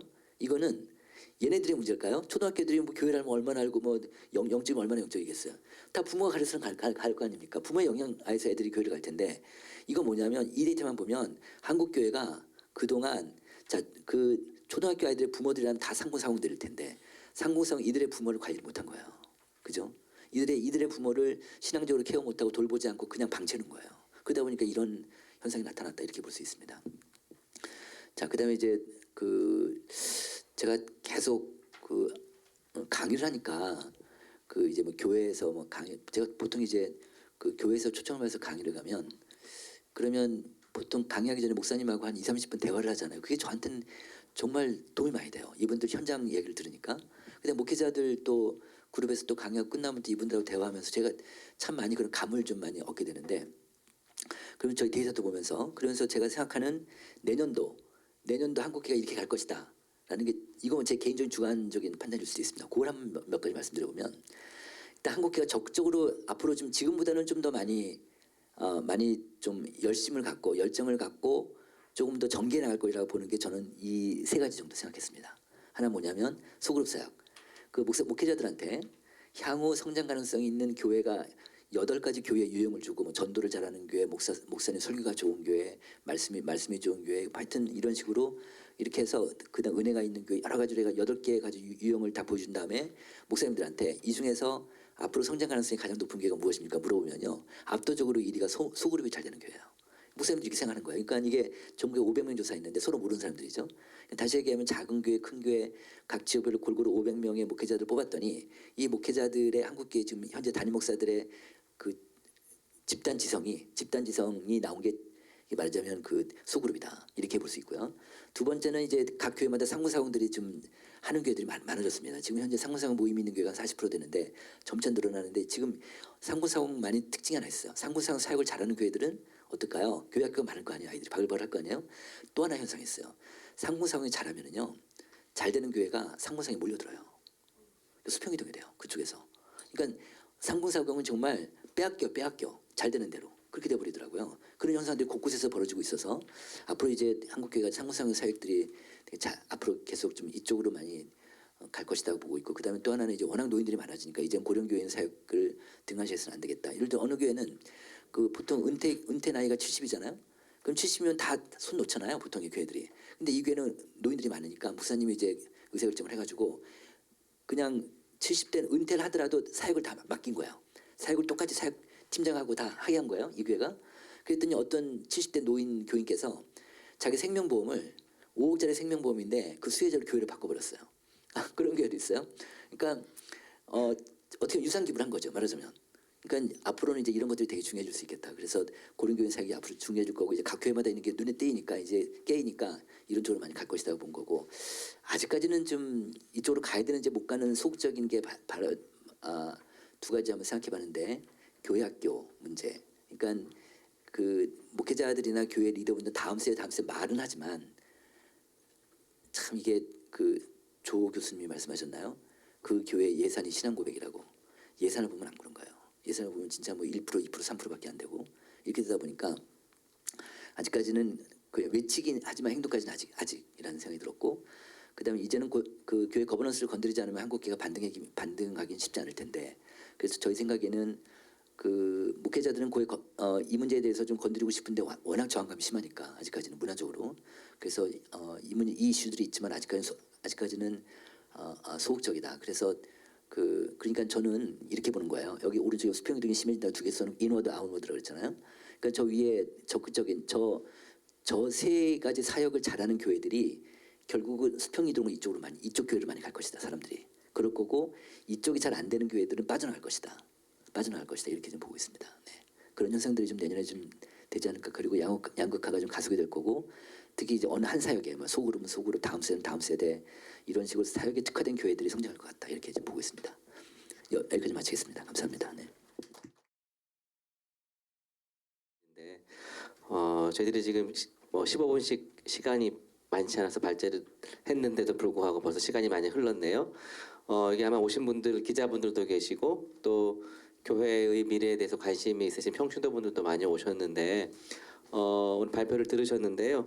관심이 있고 이런 부분들이 조금 더 설명이 되면 좋겠고 우리 발제 시간에 아직 다 이야기해 주시지 못했던 부분들이 있다면 질문들을 해주시고 또 함께 이야기를 나누면 좋을 것 같습니다.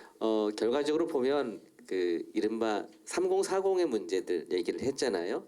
이제 이런 개인들의 초개인화 현상이 사실은 아까도 말씀하셨지만 청년이라든가 미디어라든가 여러 가지 것들에서 드러나는 현상들인데 그런 개인화된 니즈나 바람들을 교회가 얼마나 응답하는지에 따라서 이 교회의 어떤 미래 또 교회의 과제들이 굉장히 선명하게 드러나는 모습들이 아닐까라는 그런 좀 큰 그림이 좀 그려지는 저는 생각이 좀 들었습니다.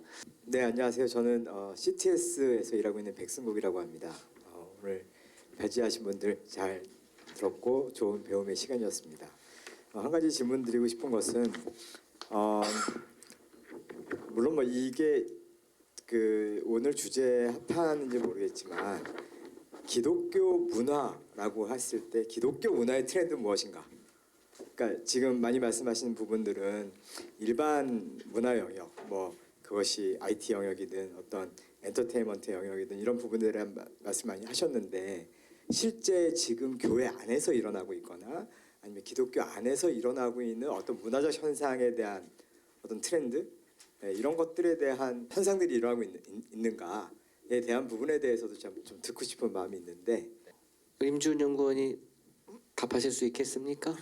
네, 최전선에 계시는 분이신데 기독교 문화 연구에 대해서 저는 사회 문화 트렌드가 곧 교회 문화 트렌드랑 비슷하게 굴러간다고 생각을 하는 게 결국엔 트렌드 자체가 인간의 열망이거든요. 인간들이 모여서 갖는 열망들이 이제 어떤 소비 문화 패턴을 낳고 그게 트렌드가 되는 건데 교회에도 그 사람들이 똑같이 머물러 있기 때문에 비슷한 양상을 보인다고 저는 생각을 하고 있어서 사실은 기독교 문화 트렌드를 생각한다고 해도 사회 문화 트렌드를 연구하면서 들어가면서 이제 교회 안에서는 이게 어떻게 발현되는지를 생각하는 방식으로 저는 생각을 하거든요.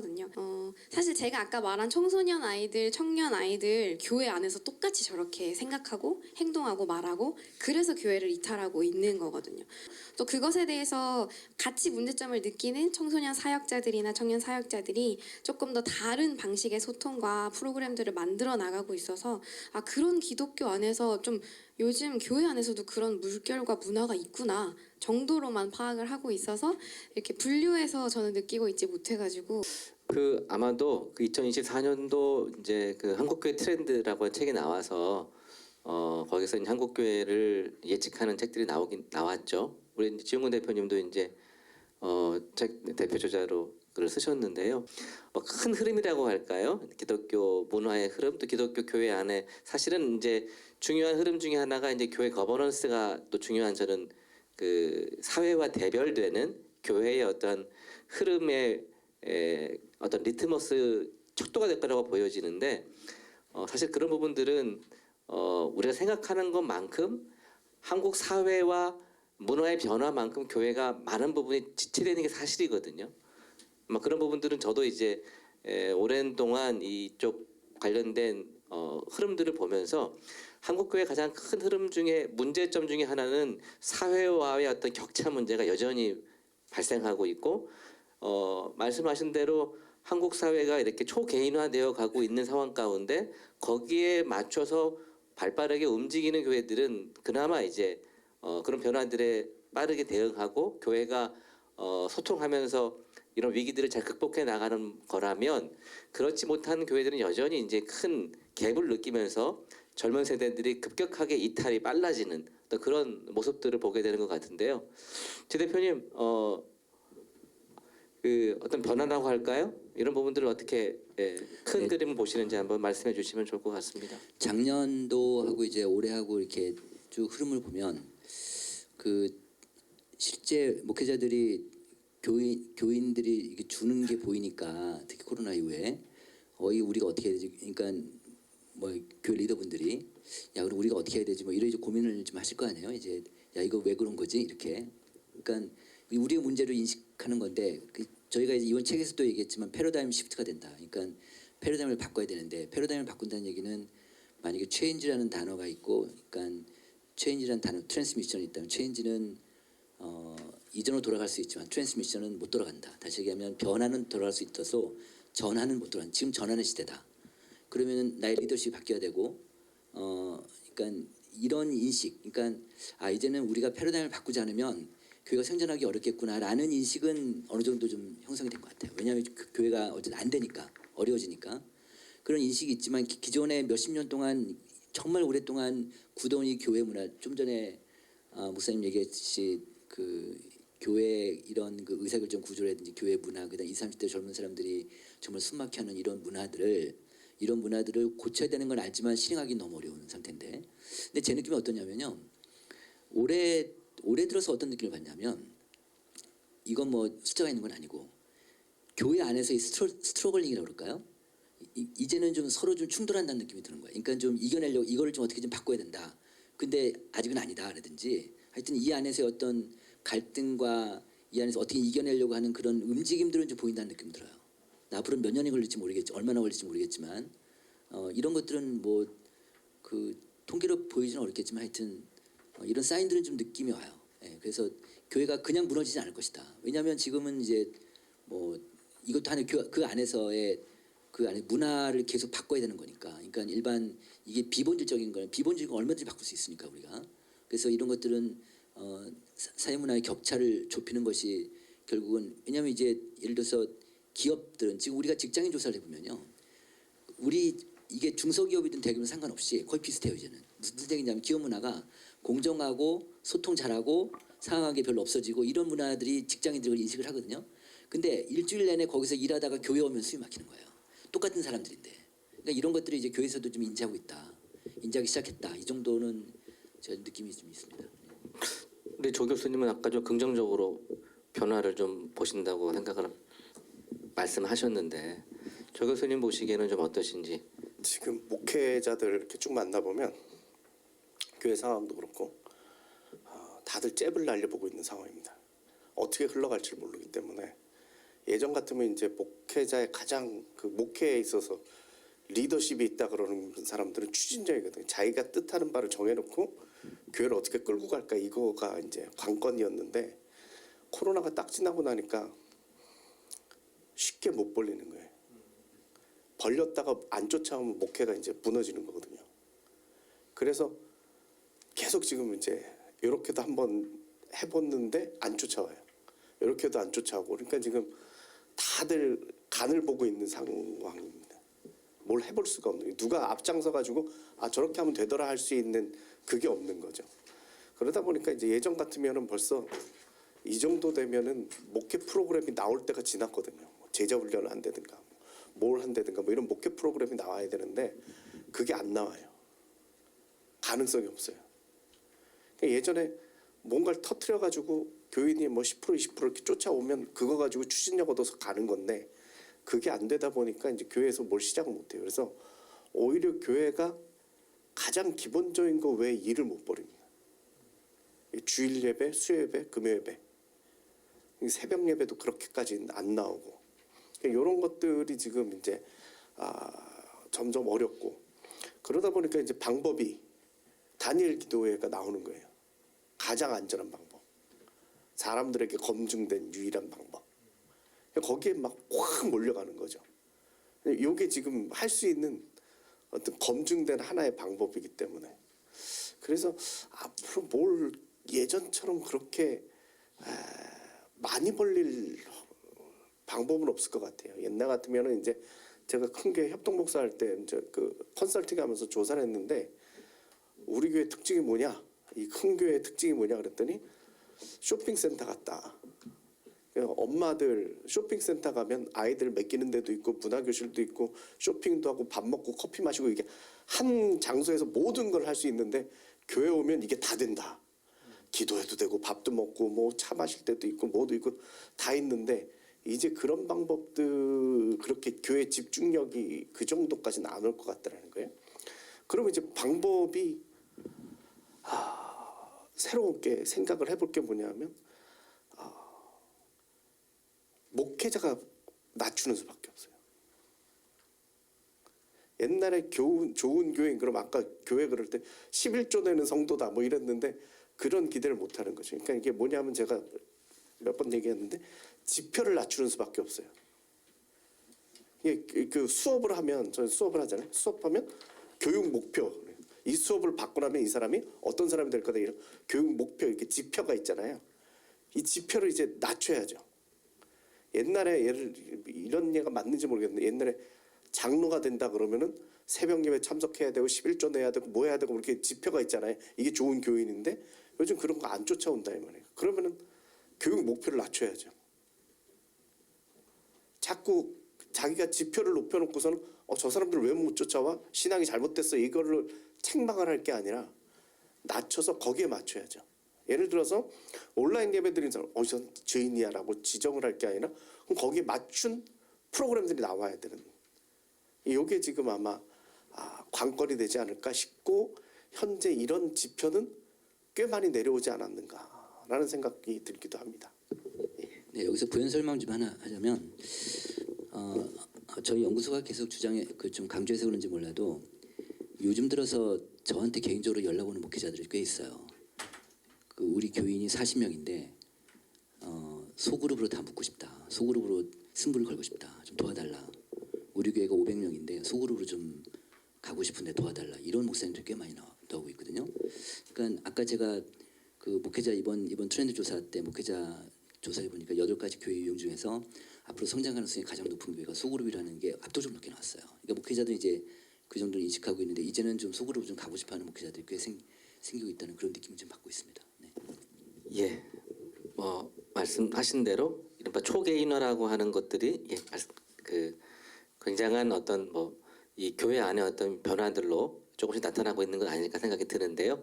저는 CTS 이가연 기자라고 하는데요. 조성실 센터장님께서 말씀하셨던 AI에 대해서 말씀을 해주셨잖아요. 근데 그거를 받아들이는 젊은 층이 아닌 교회 내에서 기도문이나 이런 것들을 작성했을 때 교회 내에서의 받아들이는 성도와 목회자들의 분위기는 어땠는지도 조금 궁금합니다.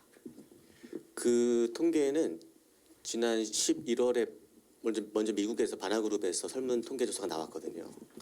그랬을 때에 기독교인들 평신도들은 우리 교회에서 인공지능을 통해서 사역을 한다고 했을 때, 더 구체적으로는 기도문을 작성한다거나 설교를 한다고 했을 때 실망할 것이다라는 응답이 절반 이상이었습니다. 근데 그러한 것들은 우리 한국 교회도 마찬가지일 것 같아요. 물론 평신도들은 목회자들은 이런 인공지능을 어떻게든 사역 가운데 활용하는 방법들을 찾겠지만 기본적으로는 평신도들이 가지고 있는 인공지능에 대한 거부감은 분명히 있다라는 것이 제 판단이고, 그렇기 때문에 아까 말씀드렸던 대로 어떤 가이드라인이 필요하다. 근데 제가 생각하는 가이드라인의 가장 중요한 기준점은 결코 이러한 인공지능의 활용이 목회자의 편의성이나 아니면 효율성에 맞춰져 있으면 실패할 수밖에 없다고 생각을 합니다. 하지만 이런 것들을 통해서 아까 말씀하신 대로 더 본질적인 사역에 집중할 수 있다면, 예컨대 행정적으로 소요되던 시간을 인공지능을 활용하여서 더 축소시키고 확보된 시간을 성도들과 더 긴밀하게 교제할 수 있는데 이 시간을 쏟을 수 있다면 그것들을 마다할 이유는 없겠죠. 그렇기 때문에 결론적으로 이야기하면 인공지능을 바로 직접적으로 사용하는 것에 대해서는 거부감이 있지만 그것을 선용할 여지도 아직까지 있기 때문에 더 이러한 윤리적인 가이드라인이 더 필요하다고 생각을 합니다. 네, 여기 덧붙여서 하나 더 말씀드리면 이번에 저희가 트렌드 책 하면서 챗 GPT에 대한 조사를 했었어요. 성도들한테도 조사해보고 목회자들한테 조사해봤거든요. 성도들 제가 지금 기억나는 데이터는 목사님이 챗 GPT를 이용해서 설교문을 작성하는 거 어떻게 생각하냐 했더니 반대가 한 60%가 넘어요. 성도들은 반대하고 있어요. 그러니까 그 이유를 물어보니까 목사가 본연의 목사의 역할들 묵상하고 연구하는 걸 못하는 거 아니냐. 그래서 반대가 좀 심하고요. 또 하나는 목회자들한테 물어보면 목회자들이 실제로 챗 GPT를 통해서 설교문을 만든 비율은 실제 저희 데이터에서 한 20% 좀 넘게밖에 안 나오거든요. 이렇게 많지는 않아요. 근데 챗 GPT를 통해서 설교문을 만든 사람 목사님들의 만족도가 높질 않아요. 아직까지는 자기가 한 거에 비해서는 만족도가 낮아서 물론 이제 질문에 따라서 다를 수는 있겠지만 목회자들도 아직까지 이렇게 챗 GPT를 갖고 다른 영역은 모르겠지만 설교문 만들기 위해서 웰컴하지는 않고 있는 그런 상황입니다. 네. 국민일보의 최기영 기자입니다. 발제 너무 잘 들었고요. 요약을 하면 제가 드리고 싶은 질문은 이제 조성돈 교수님의 발제문의 끝자락 그 다음의 이야기입니다. 조 교수님께서는 이제 시대 변화에 따른 불안에 대해서 대응을 해야 될 필요가 있다라면서 이제 말씀을 맺어주셨거든요. 조성실 목사님께서는 챗GPT와 AI와 관련된 이야기들을 해주셨고, 그리고 임준 또 연구원님께서는 청년 세대 그리고 문화와 관련된 이야기를 해주셨습니다. 그런데 이제 공동체가 지니고 있는 시대적 변화에 다양하게 접목하려는 역동성은 차이가 있거든요. 그러다 보니 지용근 대표님께서 말씀하신 것처럼 수평이동이 일어납니다. 근데 과연 이 사실을 현실을 다가올 사실을 목도하고만 있을 수는 없지 않는가라는 생각이 들어요. 그 생존한 교회들만 목도하지 않으려면 AI를 활용할 수 있는 데에 더 발빠르게 접목할 수 있는 지체들이 많은 공동체와 그렇지 않은 공동체들이 분명히 있을 거란 말입니다.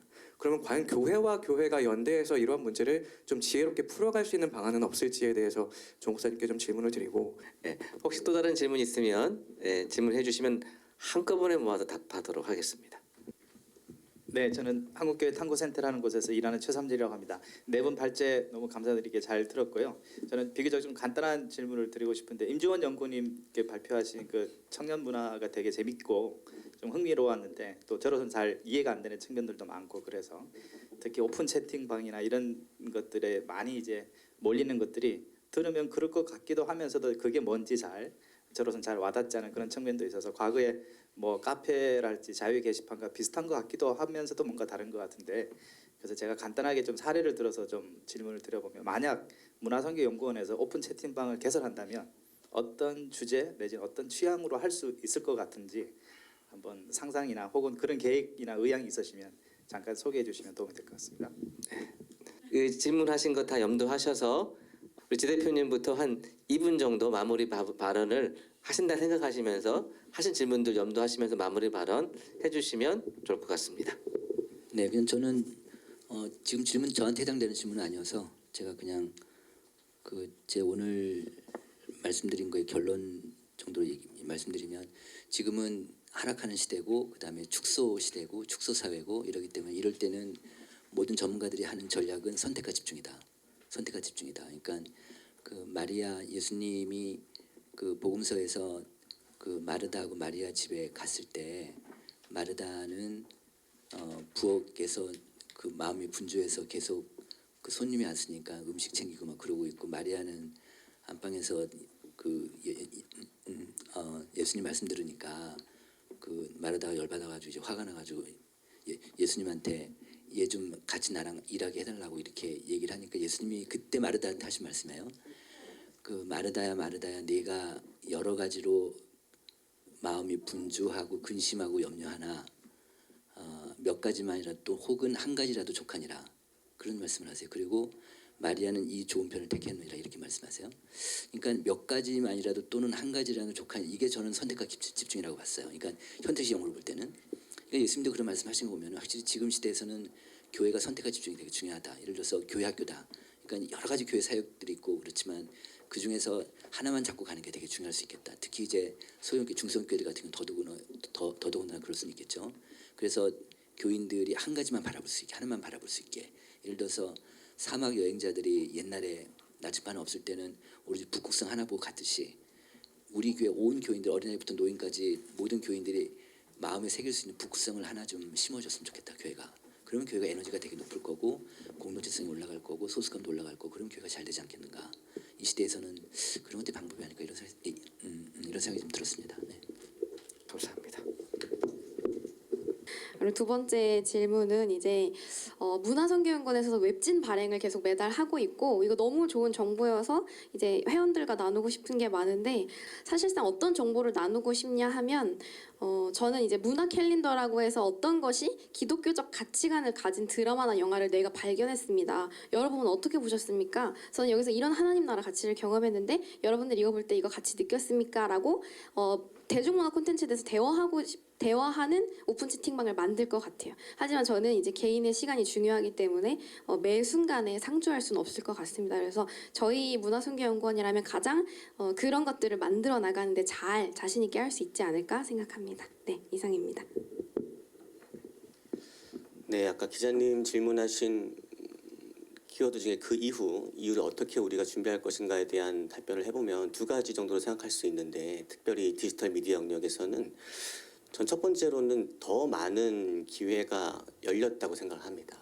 그래서 이전에는 교회가 가지고 있는 어떤 규모나 예산이 절대적이었다면 이게 디지털 미디어 세계로 넘어오면서 이 디지털 미디어라는 것 자체가 가지고 있는 효율성이라는 게 있거든요. 그러니까 적은 예산이나 적은 에너지를 투자했을 때에 훨씬 더 많은 열매들을 가지고 올 수 있는 그런 면에서 제가 같이 연구하고 또 사례를 접한 것들 중에도 개척을 했는데 유튜브를 통해서 더 많은 성도들과 접촉할 수 있는 그런 기회들이 확보되는 것들을 보고 결국 그러한 채널들이 더 열려질 수 있는 게 하나의 기회가 아닌가라는 생각을 했고요. 두 번째는 결국 누군가는 길을 내야 하지 않는가라는 생각을 했습니다. 아까 첫 번째 질문에서 우리 질문해 주신 내용에서 제가 대답하고 싶었던 내용인데 최근에 교회의 트렌드가 뭘까 생각을 해보면 저는 트렌드를 쫓아가는 트렌드가 생겼다고 생각을 해요. 교회 내에서. 근데 이전에는 그런 고민들을 안 했었거든요. 근데 미래가 보이지 않고 또 제 대표님이 항상 얘기하시는 것처럼 각자 도생의 시대가 되다 보니까 당장 이 막막한 미래를 어떻게 살아갈 것인가에 대한 두려움과 불안감이 있을 때 누군가는 이러한 영역에서 이렇게도 할 수 있음이다라고 길을 내는 것도 의미가 있지 않을까. 그래서 저는 제가 속한 교회에서 그러한 사명감을 가지고 길을 내기 위해서 또 교회 여러 가지 지원들을 받고 진행을 했지만 결국에 남는 것은 어떠한 물량이나 예산이 아니라 본질인 것 같아요. 제가 성도님들 대할 때도 교회의 어떠한 큰 시스템으로 다가오는 것에 감동을 느끼는 게 아니라 제가 보낸 작은 카톡 하나에 감동을 느끼고 또 내가 공동체에 연결되어 있다는 것에 대해서 감사하는 부분들을 많이 느끼거든요.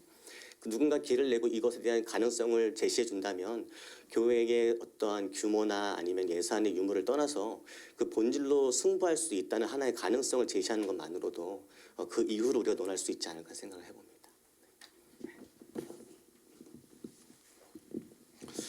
예, 제가 결론 겸 원래는 트렌드에다 넣을까 하다 그냥 결론으로 불안이라는 키워드를 넣었는데 한목협 조사가 이제 올해 있었는데 제가 상당히 충격을 받았는데 목회자 소명을 가진 거에 대해서 후회한 적이 있느냐 이렇게 물어봤더니 평균이 30%인데 조금 충격적이다고 한 게 나이가 든 쪽이 적지가 않아요.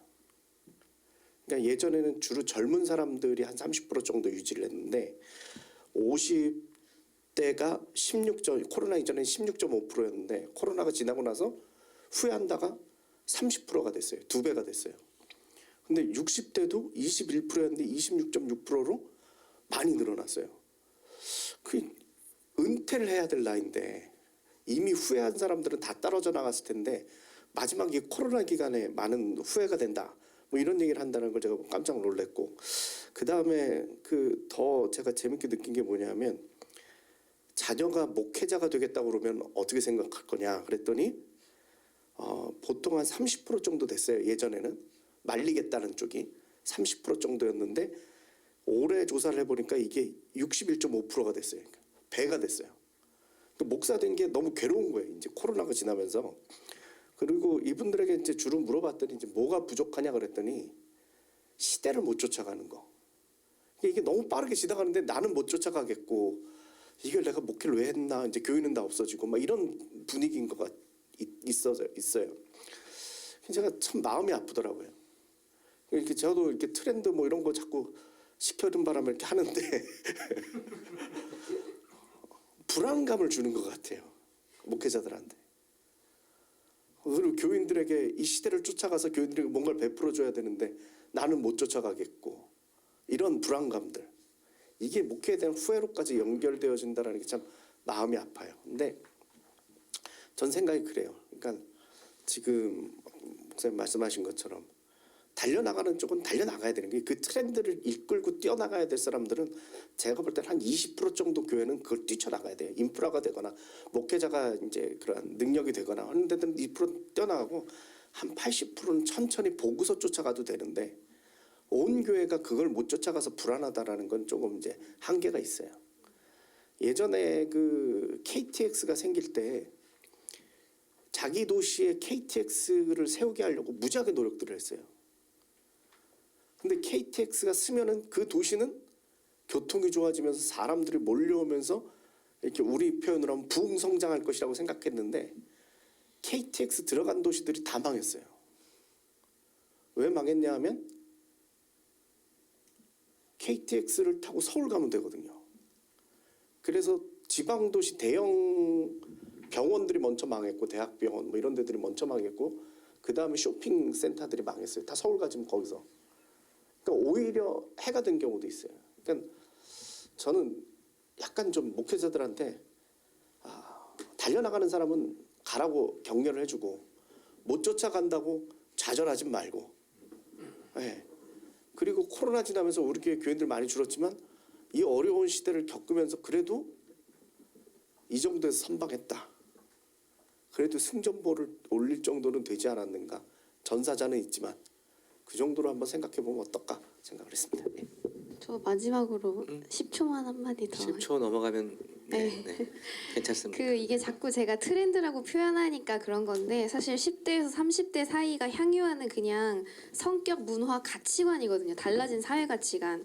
그걸 어른들이 트렌드라고 보면 트렌드인 건데 그냥 그들의 삶의 라이프 스타일인 거예요. 그래서 세대가 아니라 그냥 시대를 보는 어떤 태도를 바꿔야 된다는 거지 트렌드 요목조목을 절대 알 필요는 없을 것 같고 오픈 채팅방이 있어? 근데 그게 뭔데가 아니라 거기서 어떤 걸 원한대 정도만 그냥 아셔도 요즘 아이들이 이런 쪽으로 생각하고 있구나 정도만 우리가 알아도 교회가 훨씬 더 대화할 수 있는 준비가 될 것 같아요. 막 부모님한테 이거 알아? 저거 알아? 할 필요도 없거든요, 아이들도. 근데 내가 어떤 지향성을 가지고 있어라는 거를 부모님이 알려고 할 때 위로가 되는 순간들이 있다고 생각합니다. 네, 감사합니다. 2025년도 트렌드를 저희가 한다면은 평안을 주는 2025년 트렌드로 그렇게 좀 바꿔서 좀 너무 불안하지 않고 공감으로 이끌어가는 그런 좀 유익한 트렌드가 될 수 있으면 좋겠다는 생각도 그냥 해보게 되는 그런 시간이었습니다. 다양한 얘기들 나눴습니다. 응용할 부분도 많고 함께 고민할 부분도 많았던 굉장히 유익한 또 트렌드 포럼이었다고 생각하고요. 각자가 다 잘 확인하셔서 2024년도를 잘 준비하는 또 지혜롭고 유익한 우리 한국 교회가 되었으면 좋겠다는 바람으로 2024년도 트렌드 포럼을 마치겠습니다. 감사합니다.